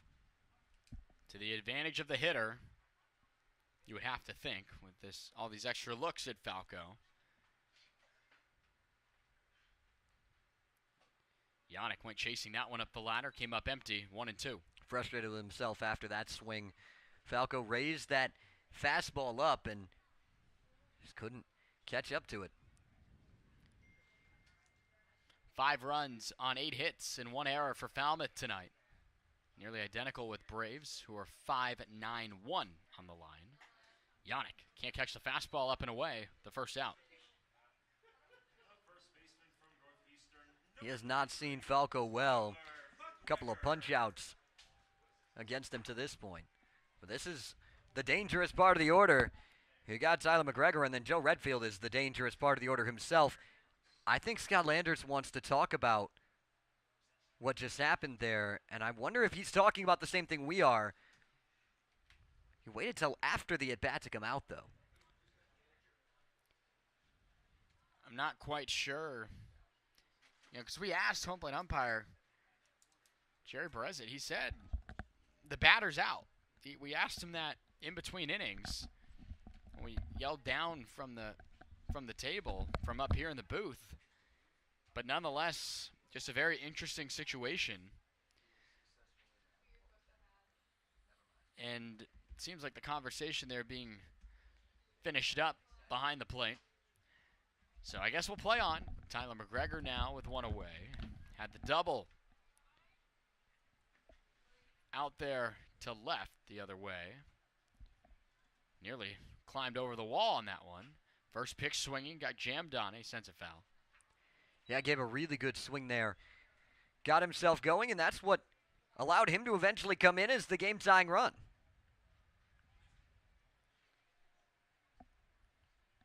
Brand new.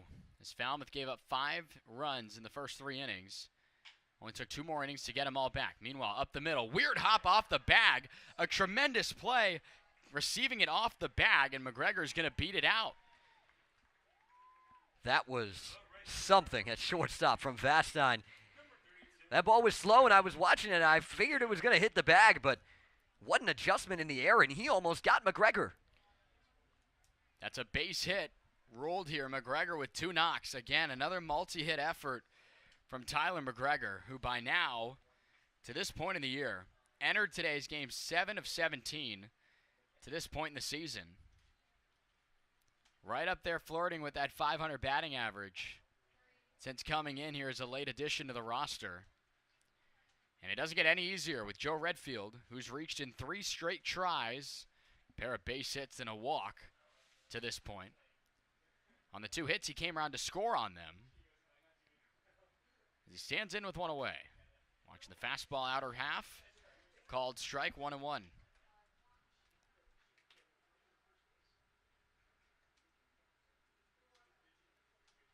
Can't get any hotter than Joe Redfield's been over the last 2 days. Showing off why he led the WAC in a lot of different categories, and that's another one up the middle. Redfield with 3 hits now on the day. In back-to-back days, And it's second and first with only one away. The Commodores threatening here in the bottom of the 7th. He's reached in all 4 plate appearances today. 6 hits in his last 7 at-bats, Matt. That's how you hit 400. Well, Redfield, one of those guys we were talking about getting ready for the MLB draft. If his stock ever needed to rise, he's certainly doing it right now. And now a conversation being had here. The Braves, really their first little jam here. And it appears that a change will be made. Falco's night is over, and Cade Snell will greet a different arm when we come back on the other side of the break here on the Commodores Baseball Network.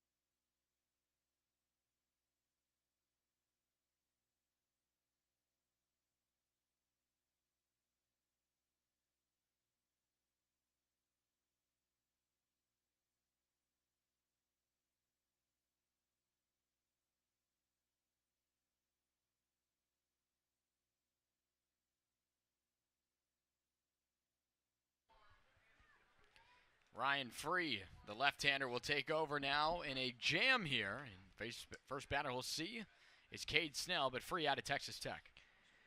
Had good numbers for the Red Raiders this season and can really bring it from that left side. Has a really nice curveball as well.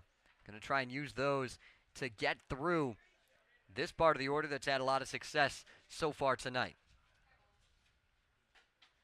Snell going after the first pitch, came up empty on the fastball. First outing of the summer for Bourne, though, for Free did not go as well. 1 inning, gave up 2 runs on 2 hits. Doors might just need 1 hit here, get back in front. Cade left that fastball in the outer third, evening the count at 1. Snell, a .285 hitter to this point in the summer. His lone RBI picked up by himself yesterday, a solo shot in the win at Spillane Field in Wareham. Trying to give the Doors the lead here in the home half of the 7th.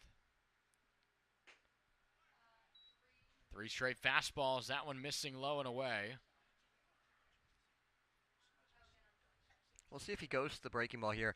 But a lot of times it's all about feel and mental on the mound, and Free spiked that last curveball, so we'll see how much feel he has for that pitch and confidence he has in it to go to it right now. Still staying with the hot stuff, and he can't find it there. Makes it 3-1. A good spot here for Snell to get one where he wants it and drive the baseball.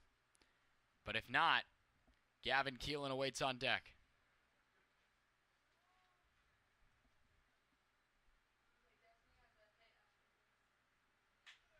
Went after that one. It was a fastball up and away. Sends it splintering towards the dugout of Bourne. 3-2. That may have been ball 4 there, but I don't hate the approach. He's looking for it in 3-1. He's obviously got something he is looking for. He got it and tried to put that ball into left field. Just couldn't get it cleanly. Have not seen any other pitch from Free. May not be a reason to change that up right about now. The 3-2 offering from the lefty. It was the fastball, the hottest one he's thrown today at 90. Staying alive, though. We'll do it again. If you're Free here, you do go to the breaking ball. You're going to have to locate it for a strike. Snell's a disciplined hitter, and a lot of times he really wants that fastball. He's not been a guy so far this summer who has really chased breaking balls. If he's chased, it's been the heater. He did have warm-up pitches, though, to at least get a feel for it, but it's real tough to go to that here in a spot where you haven't thrown one in the entire at-bat. We'll see what he goes with here on pitch number 8 of the at-bat. Snell maybe just got under it. Late adjustment by Stanfield. He makes the catch on the run in left center. That's going to allow McGregor to move on to third. Maybe didn't look like it right out of the box, but a productive at-bat to move the base runner to third. That ball carried a very long way. Stanfield caught that ball right in front of the wall, but the other thing that happened was Stanfield immediately lost the ball in the lights. It was a really nice job by him to find it, because otherwise Falmouth's almost certainly in front. Still, though, a good break caught by Falmouth to allow McGregor to advance. They're on the corners now. So not a force at every bag, first, second, or third. With Gavin Keelan stepping in, a chance to give the Doors the lead. There is that breaking ball that I'm sure Free would have wanted to throw earlier in that first at-bat if he didn't get himself behind. But he does drop it in nicely there, 0-1.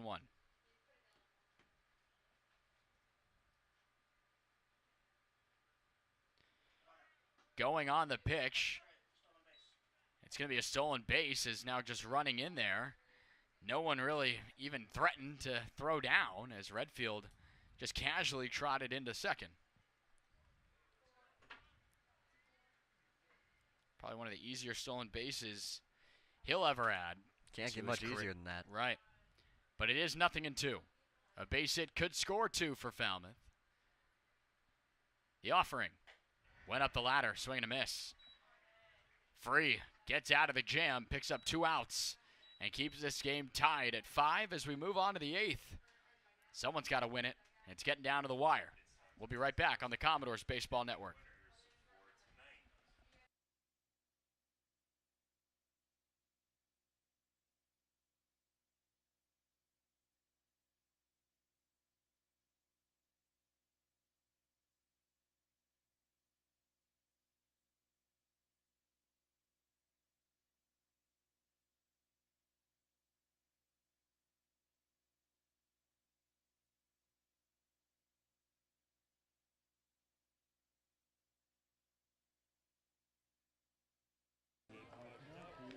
Welcome back to the broadcast. It's time for some scores around the Cape. The Cotuit Kettleers defeated the YD Red Sox 6-2.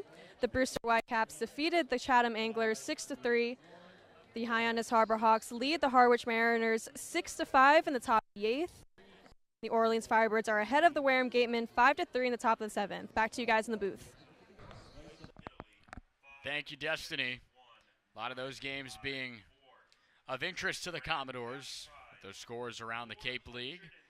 This one, though, a massive tilt here with regards to the West Division here in the Cape Cod Baseball League. Good look there at some of the Commodores in the dugout. And the lefty, Parker Coyle.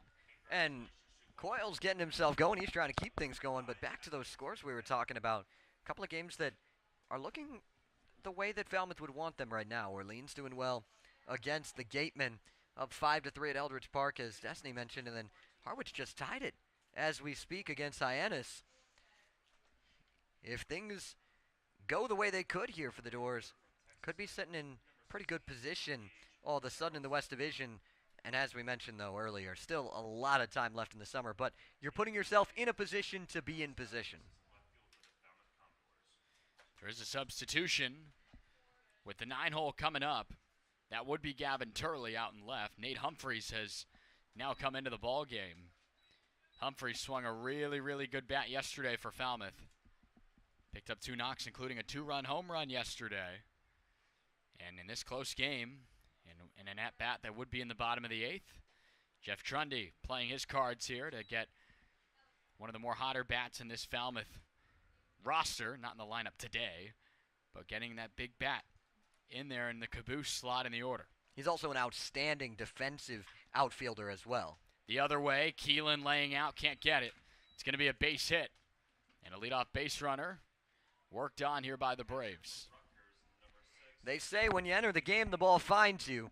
The Doors were hoping it was going to find Humphreys in the air instead of on the ground, but it finds him nonetheless. Harrelson finds a way to reach, and now Hugh Pinckney. He's reached on back-to-back singles, scored on the first one, had himself a sacrifice in his first at-bat, so officially 2 for 2 on the day.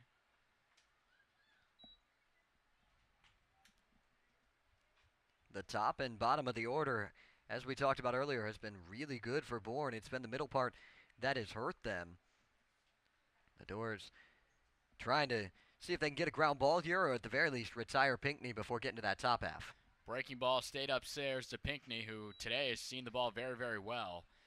Entered today's contest with only 2 hits and 23 tries, and now has found that total in this ball game. Looks like Pinckney was calling for time there. Had to check the sign on his card on his belt. Was getting the sign from John Tobolewski down at third. Good work here by the bullpen of Falmouth. Parker Coyle turning in that scoreless 7th inning of work after Antoine Jean worked 3 1/3 of scoreless ball himself. Those 5 runs that you see on the Bourne side of the scorebug, all under the line of Carson Montgomery. And it's been a bullpen effort today between the 2 arms we've seen, towing the rubber from the left side. This one on the ground, it's going to get through again. Pinckney picks up his 3rd hit,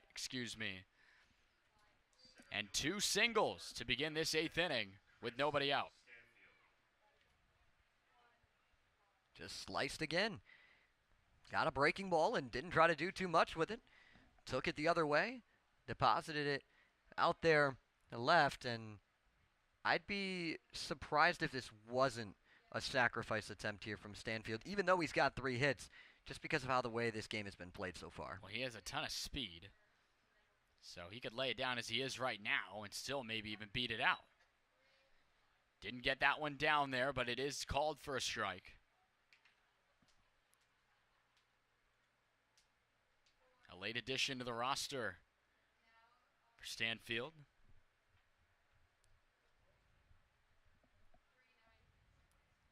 Showing the bunt here. This one off the plate. He leaves it there to equalize the count. Going to have a lefty-lefty matchup on deck in Eblin. So even if Stanfield does get this down, that one not there either. Makes it 2-1. There is an arm beginning to lightly stretch over by the bullpen of Falmouth. Looks like Rio Britton down there. Rio had himself a good outing in his last time against Orleans. That was at the front end of the winning streak the Commodores have built here now 4 games. Swinging foul ball there, finds the count to 2. Good look there at second at Vastine. Harrelson, with now some tough fits here for Coyle, trying to find the first out of the inning. A ground ball would work too. The middle infield of Falmouth pinching the bag at second. The 2-2. Just barely getting a piece of that one. And we'll do it again. Really good battle Stanfield, exactly what you want at the top of the order if you're Bourne. He's gotten himself 3 hits, driven in 3 runs. Got good speed as well. Coyle keeping tabs on Harrelson there. Breaking ball. Driven in the air to left. Humphreys giving chase. Up at the wall, a leaping grab. He made the play! A leaping grab, and that may have robbed a home run, and the base runner's been doubled off. He left early, tried to tag. The coaching staff can't believe it. Travis Bazzana was on it from the get-go. As soon as that ball came in, he was screaming and pointing to second base, saying to touch that bag, and that is why you put the Gold Glove finalist out in left field. What a substitution at a pretty good time. Nate Humphreys certainly just took away 3 RBIs from the Braves, and there is a conversation being had now with the skipper of the Braves. And now coming in, the umpires are going to chat with him as well. Mark Yoder joining the conversation now. But my goodness, what a way to turn 2. Had just mentioned that a ground ball would do the job. That was the furthest thing from it, and it's the same result. Scott Lander's going to get his money's worth here on this one, but I'd be stunned if they change anything here. There's not a replay system. There's not really any way they can do it. And normally when the fielders are that on it, they're normally right. But if they change this, I'm going to be really, really surprised. And he is getting his money's worth. Some shouting going on down there now. My goodness. What a play by Nate Humphreys, who certainly may have just saved the ball game right there for the time being. The out at the plate.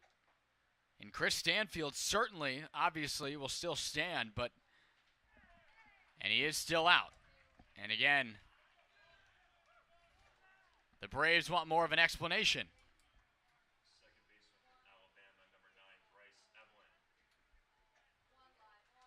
Scott Landers is going to continue to toe that line there. Backpedaling is Landers and still having a conversation. But nothing takes away the effort done there by the Commodores. And the immediate threat with those 2 straight base hits erased, sort of. There's still a threat on, and this one first pitch swinging out to left. Humphreys, why not just do it yourself here in the 8th? The left fielder out of Dallas Baptist single-handedly, defensively, keeps this thing tied at 5, and we'll see his bat in the bottom of the 8th. It's still 5-5. We'll be right back on the Commodores Baseball Network.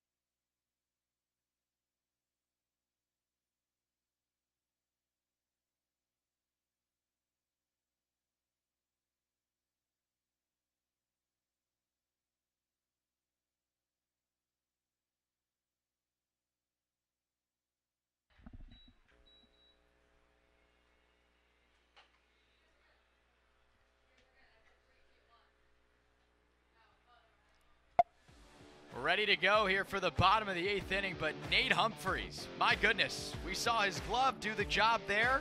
His bat did it yesterday, and he'll be due up here second in the inning. Just trying to find a way to contribute any way he can on a day where he didn't start the game in the lineup. Finds himself coming through in a big moment. Humphreys, the 2-run shot yesterday, made it 4-2. Had another base hit after that. A big smile on his face during that one. Here's a good look at the next at-bat. Found one on through right field. Was able to beat this one out. Not ruled an error. It was just not. good hustle. It was an infield single for him. And he's going to get a chance to try and do some damage in a big spot. Well, he will come up second. Ahead of him for the Commodores, it'll be Christian Martin, who's having himself a good day today. But you have a chance here if you're Falmouth. If you get the lead, it would set up a save situation, possibly in the ninth.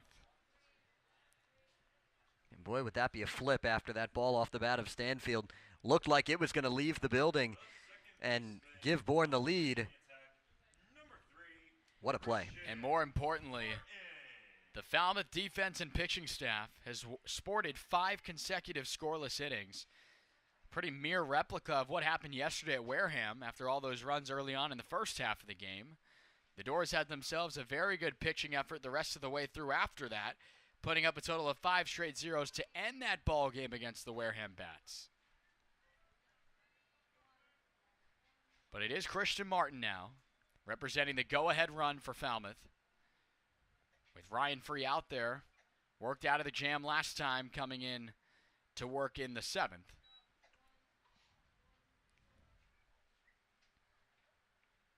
And ever since falling behind Snell with that fastball early in that count, he started both of the next 2 hitters with that breaking ball, not trying to wait in the count to go to it, just getting ahead with it. Martin got the breaking ball, eats up Eblin, and the throw still in time. Nice recovery there at second for the first out of the inning. At second base, you've got time, and that's exactly what Eblin knows. He's not that far from the bag, so he can afford to take a second after that ball hops off his forearm there and recover. That's exactly what he did. It is Nate Humphreys into the ball game now in place of Gavin Turley. We already saw him in that previous half inning, but now he works for his first at-bat.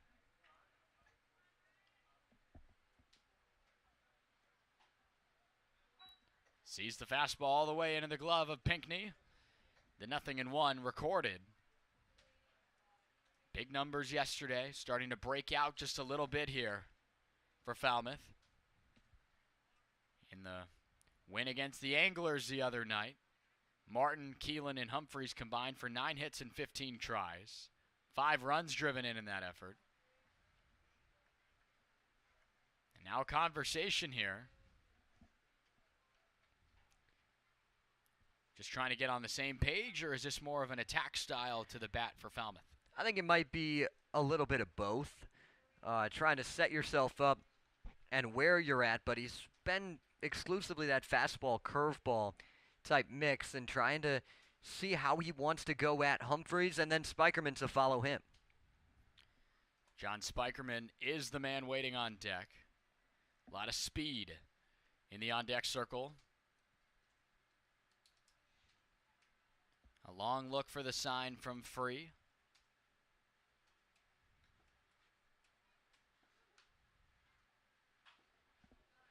A little late on that one, slams it foul. And it's quickly 0-2.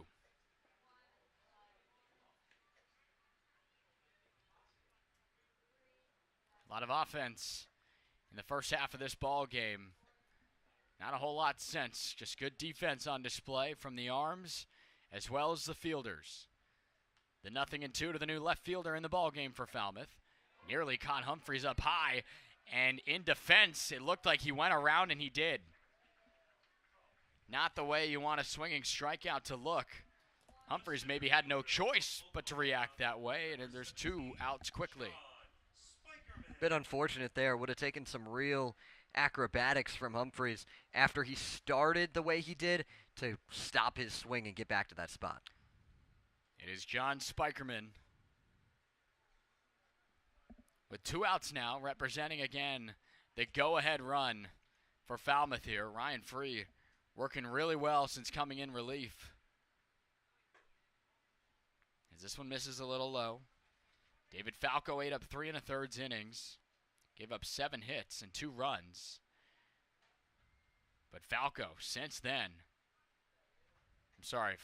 since then, has worked out of trouble and set 2 doors down here in the 8th.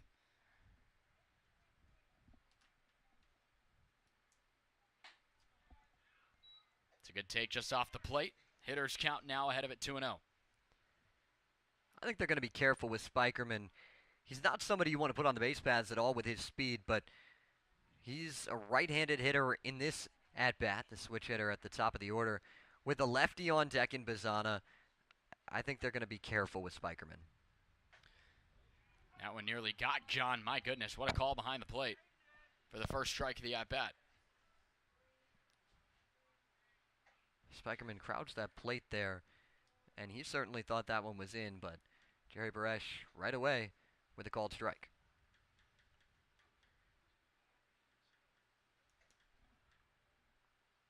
The 2-1 offering. Straight back to us. And again, Free has himself in a spot to go 1-2-3 here. Ahead of the ninth, Rio Britton is still warming for Falmouth.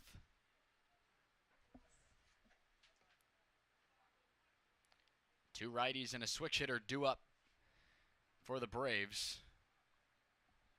Should Rio get in at that point in the ball game? The 2-2. Breaking ball hung on John a little bit. Laying out in left, and that one's going to be grabbed by Peterson again.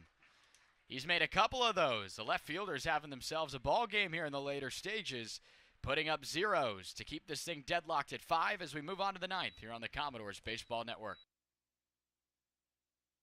Hey guys, on today's edition of Gab at Fuller Field, we're going to be asking the Doors, who on the team would you not let date your daughter? I've been here for 2 days, so I don't really know much, but I'll just say I'll go with Ross. Oh, shoot. Ross, would you not let date your daughter? Oh my gosh. Ross, how I feel?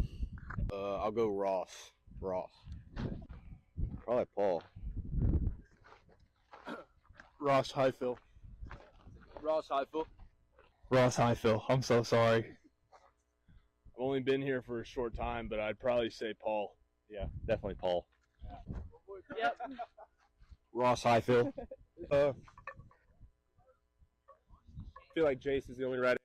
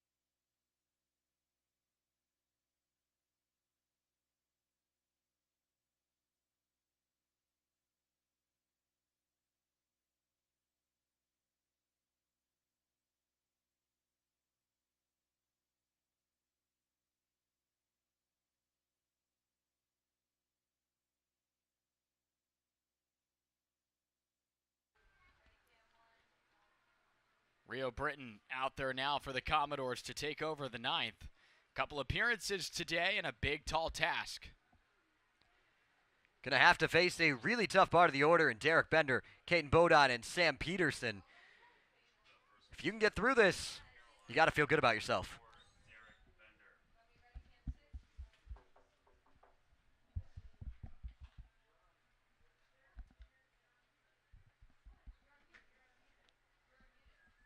Britton comes set now.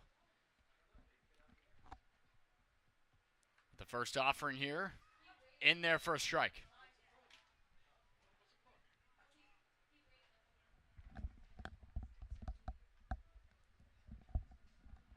Big spot here for the Commodores defensively. Britton added in here for the ninth. This one's lined down the right field line. That'll get down for a fair ball. Giving chase, Redfield puts his hands up. That one will roll all the way towards the warning track. And that is a two-bagger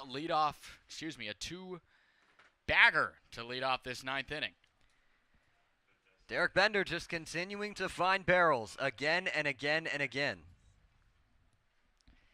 Definitely not the outcome you wanted to begin this ninth inning. And now the defense in the infield on high alert here with that go-ahead run standing at second. Caden Bodine awaits now. 4 trips to the plate. Had a double back in the fourth. And a massive spot for the Braves to try to take the lead. First pitch swinging. That one's going to get down. It's going to take a big throw in to halt the runner. Spikerman, a laser in. And the Braves have taken the lead in the ninth. That 3-4 spot, so good for Bourne, and they strike again.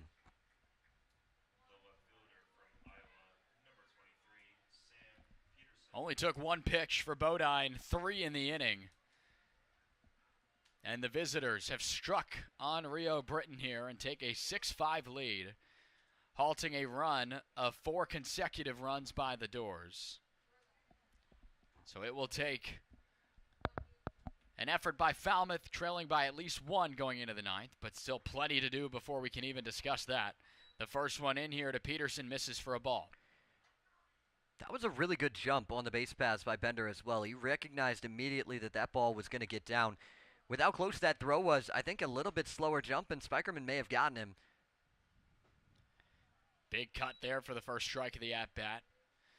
Peterson making some great plays out in the field. Hasn't really done anything at the plate, though. 3 strikeouts in 4 trips. A ground ball out to Gavin Keelan in the middle of all that. One of those outcomes would certainly be taken here by Falmouth. Right over the top of the breaking ball. And Britain ahead 1-2. It's right where you want to be. Peterson's having trouble with the off-speed stuff, whether it be the changeup or that curveball. See if Britain goes right back to it here.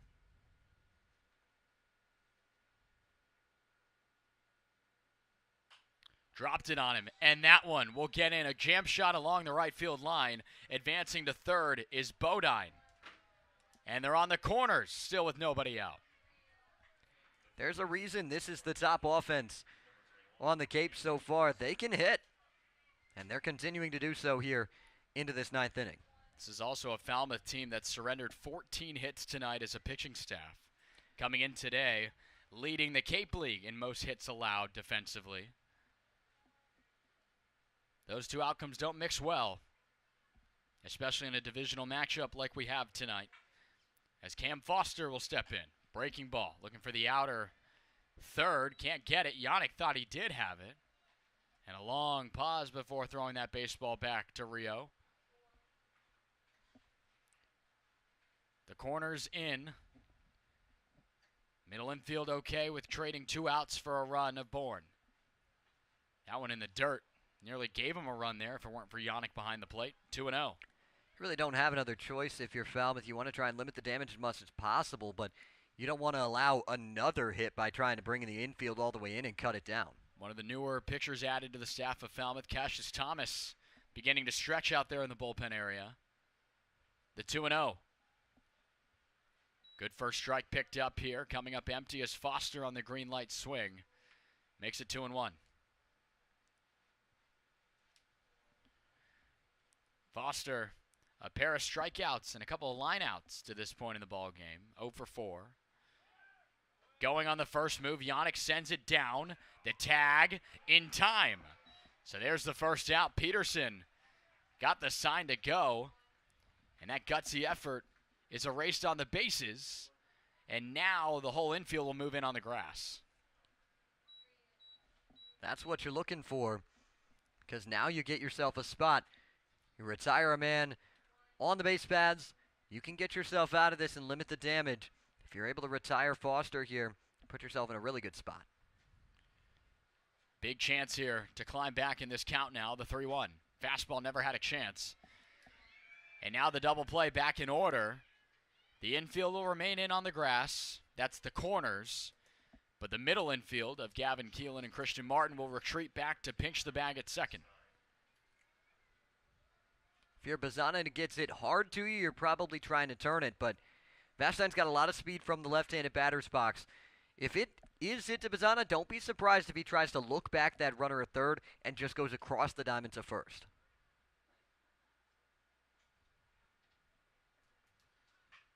Gets the bunt down. McGregor, it ate him up.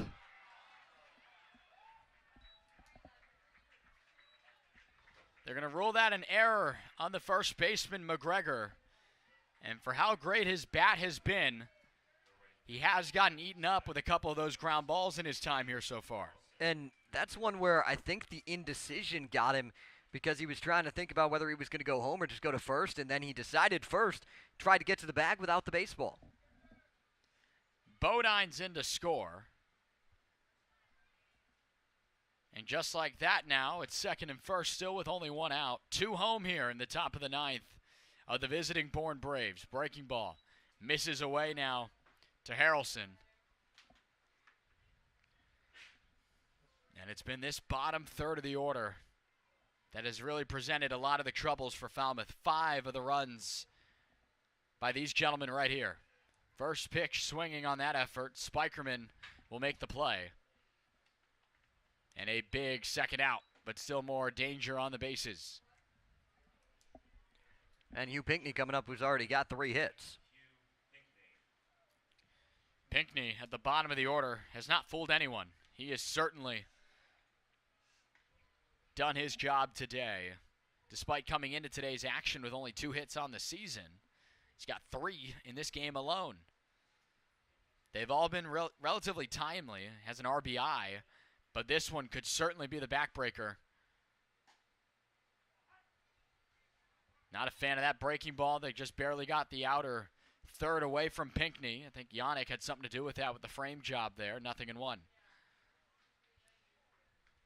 It'll take the Commodores chasing at least 2 to extend this ball game into the 10th or maybe even win it. On the ground, a sharp one. Martin will go the long way from where he fielded it to first and finds the 3rd out of the inning. Not before 2 Braves come across. And now Falmouth down to its final 3 outs, needing to find a way to make up 2 runs at least. Got an exciting finish here due for us at the Gov. We'll be right back here on the Commodores Baseball Network.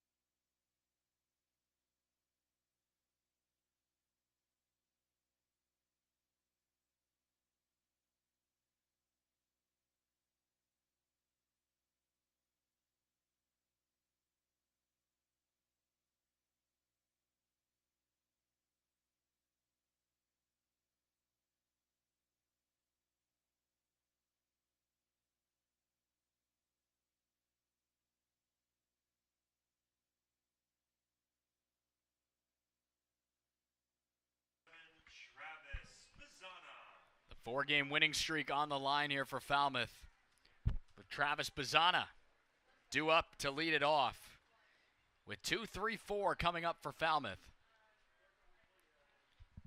We're just talking there off the air.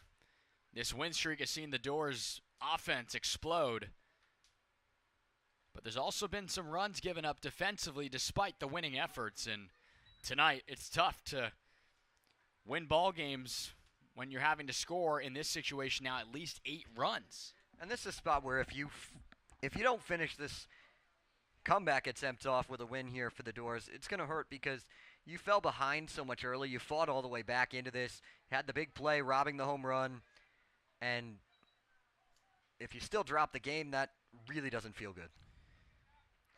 Because the game was settled. We talked about what Parker Coyle and Antoine Jean did.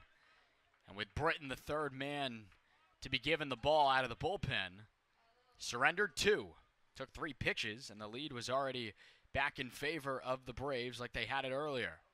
Commodores have never led in this ball game. That one nearly got Bazzana up high. Did it clip him on the helmet? Doesn't appear to, but at least Jerry Barres up there down by home plate was at least offering time there for Bazzana to gather himself after that one. We'll do the 1-2. Yeah, 90-plus mile-an-hour fastball up and in never is great, even if it doesn't hit you. It's got to be a bloop and a blast effort, though, because the man on deck is that tying run. Waiting on this breaking ball. Tough hop, but Bazzana's going to beat it out. Vastine did everything he could, but it'll be an infield hit, and that's the job you got to do. The tying run, and Walker Yannick stands in the box. Thing you got to do whenever you're going to the 9th inning trailing is bring the tying run to the plate. You need to give yourself a chance. If you don't do that, you're never going to have a chance. The Doors started well with a man on to lead off the inning and trying to move things around. A lot of speed over there in Bazzana as well. He swiped 38 bags this year. Should the Doors want to maybe eliminate the threat of a double play. It's Walker Yannick in there now. Takes a fastball upstairs. Yannick, 1 for 4 today. Base hit, the first hit of the day for Falmouth. Since then, 10 more after that. But he does represent the tying run here against Ryan Free.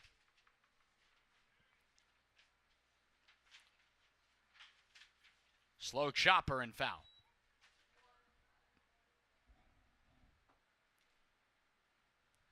That hit right there from Bazzana, the first that Free has surrendered today. It's been very, very effective through his inning and 2/3 and change since he hasn't recorded an out here in this 9th inning. And the visiting section along the left field line. Still with some folks here today. There is time being called.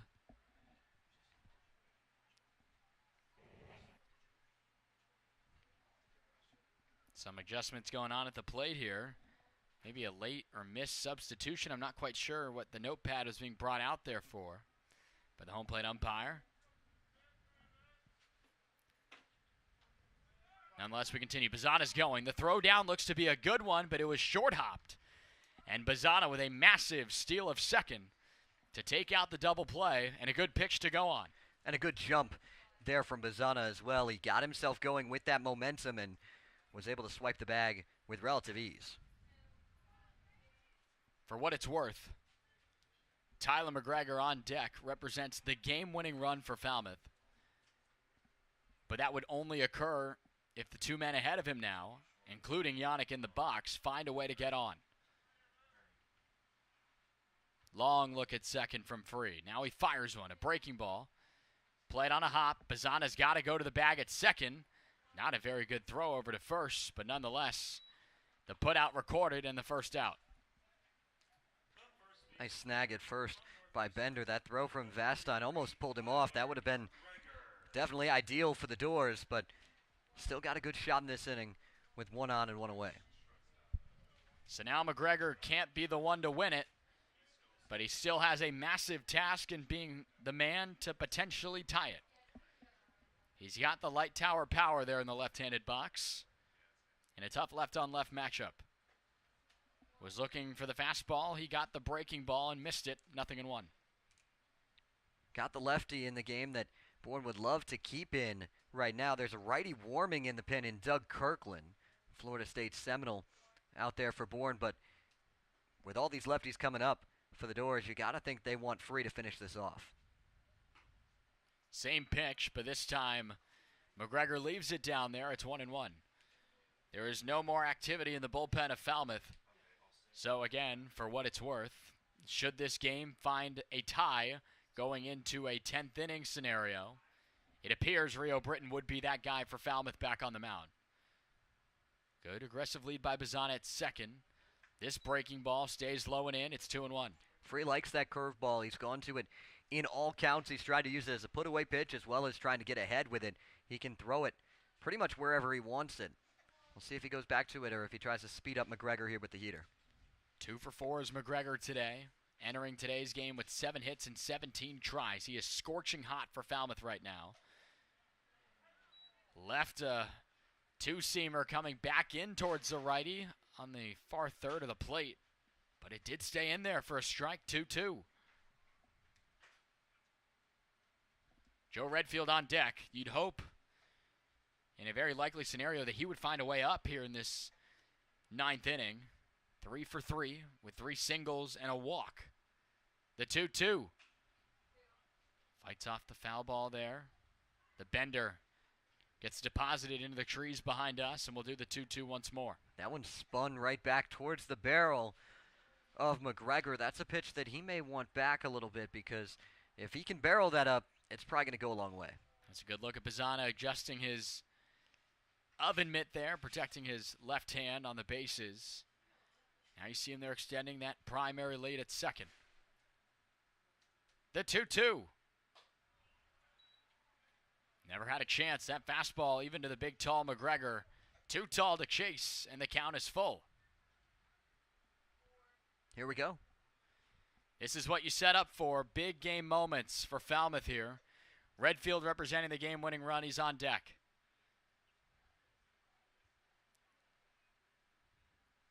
Massive spot here for both sides. The lift of the leg and the pitch.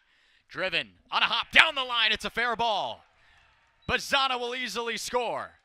McGregor on to second. The ball gets out of play. They'll trade spots. And the Doors have the tying run 180 feet away.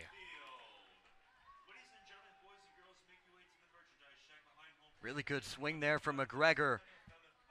Just continuing to keep the game moving, and these guys don't go away. That they do not. Playing to the numbers that this win streak shows, averaging just a hair over 12 hits per ball game. That was hit number 12 for Falmouth. And just over 7 runs on average for the Doors, who have put up 6 to this point. But it's Joe Redfield now. Tying run is McGregor at second. The Doors will leave him there. No pinch running situation. They'll leave the big 6'3", 215 first baseman out there at second base. And it's Redfield, the hottest bat in this order today, representing the game-winning run.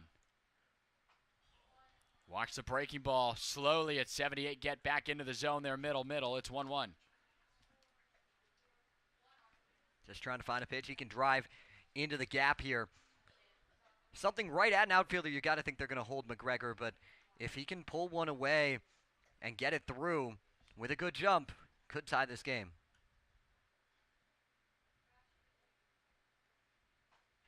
Big swing and a miss there. Empty on the 88, fastball away. And free ahead of it now, 1-2. Joe Redfield, as we talked about, getting ready to head on to the MLB draft. One of the best prospects still here on the Cape. And if he ever needed to jolt his status, he has done so today, and another golden opportunity to keep that going. Chased the fastball upstairs, and he didn't get it. And a massive second out sends Redfield back to the dugout. And Falmouth down to its final out. Free just sends it upstairs, and that may do it for him. A conversation being had. Don't know if a move has been made just yet. This could just be a conversation right now as the game hanging in the balance here. It is a left on left. And Cade Snell did see Ryan free in the 7th inning. Snell flew out to center. Gavin Keelan, should he get a chance, on deck, struck out. Those are 2 lefties due up for Falmouth with a left-hander on the mound. There's a good look at a couple of Commodores waiting to go. Snell getting himself ready here. You know McGregor's going to be turning off the crack of the bat. Try and come around. If Snell's able to find some outfield grass here. I think unless it's a line drive right at an outfielder that gets down, if there's a base hit, I think you have to send McGregor.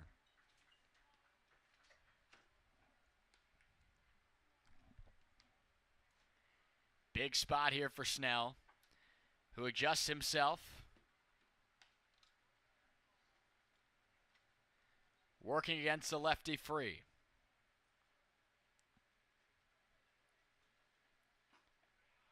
Thought about the first one. It's in there, a bender for a strike. Cade Snell, to this point, the base hit back in the 5th. Had a home run yesterday. That would most certainly do the job here. But we'll see what Free gives him. Probably aware of that scouting report. A look back to second. And now the pitch. Went up the ladder. This one's just off the infield. Vastine gets called off. And the Bourne Braves will hang on after a late threat by the Doors, with the visitors winning it 7-6. Hard-fought game from Falmouth, trying to continue some momentum into tonight. Bats looked good, but Bourne just keeps hitting, and they found this one. The winning streak will end at 4 for Falmouth, but a great effort nonetheless. Still looking like the same team that we've seen time and time again over this little bit of a run, but not the effort that the Doors would have liked to see at the conclusion of it. We'll send it now to Destiny Sanchez, who reports to us from the first base dugout. Thanks, guys. The Doors were in this game for the most part. Tough loss for them. It was a 5-5 tie for about 3 innings. But then it came down to the 9th, where the Braves were able to chip away and score a few more runs. And as summer goes along and as the Cape League progresses, the competition is only going to get more and more. So innings like that, crucial moments like that, everyone needs to capitalize on, and the Braves capitalized on it tonight. Back to you guys. That they did. As you see the final numbers there again, Falmouth, if you ask yourself, and again, it is a pitcher's league, and we're aware of the offense of Bourne. Very tough to contain them, Zach, but a lot of runs during this win streak have been given up by Falmouth. The lowest total was 3 in the win against Orleans. That's a very good effort defensively. But when you look back at the yesterday effort, 11-5, having to score all those runs is nice, but you need to also limit it as much as you can. It is, but I think we've seen the two sides work really well together in this stretch. If you said at the beginning of this 5-game stretch, when the Doors were on a 5-game losing streak, that they were going to go 4-1 in their next 5 games, they would have taken it without any hesitation. I agree with you there, no doubt about it. But Falmouth will fall going into an off day tomorrow on July 3rd, and then coming back for 2 consecutive on July 4th here against Cotuit, and then on the road at Cotuit on the 5th, and then another off day. So a nice little break in the action after Falmouth, as you said, won 4 of 5. But then we'll get back at it with 2 straight against the Kettleers, the very best team in the division. They're all the helpers that help make it happen here. For everyone behind the scenes, those on social getting it done, our writers, our graphics folks. We saw Destiny Sanchez a couple of times reporting from the dugout area, from my broadcast partner, Zach Serdenik, even Steve Cishek, too, joining us up here during the 4th inning. I've been Matt Venezia saying good night from Gov Fuller Field, and we will see you when the Commodores next take on Cotuit. Good night, everyone.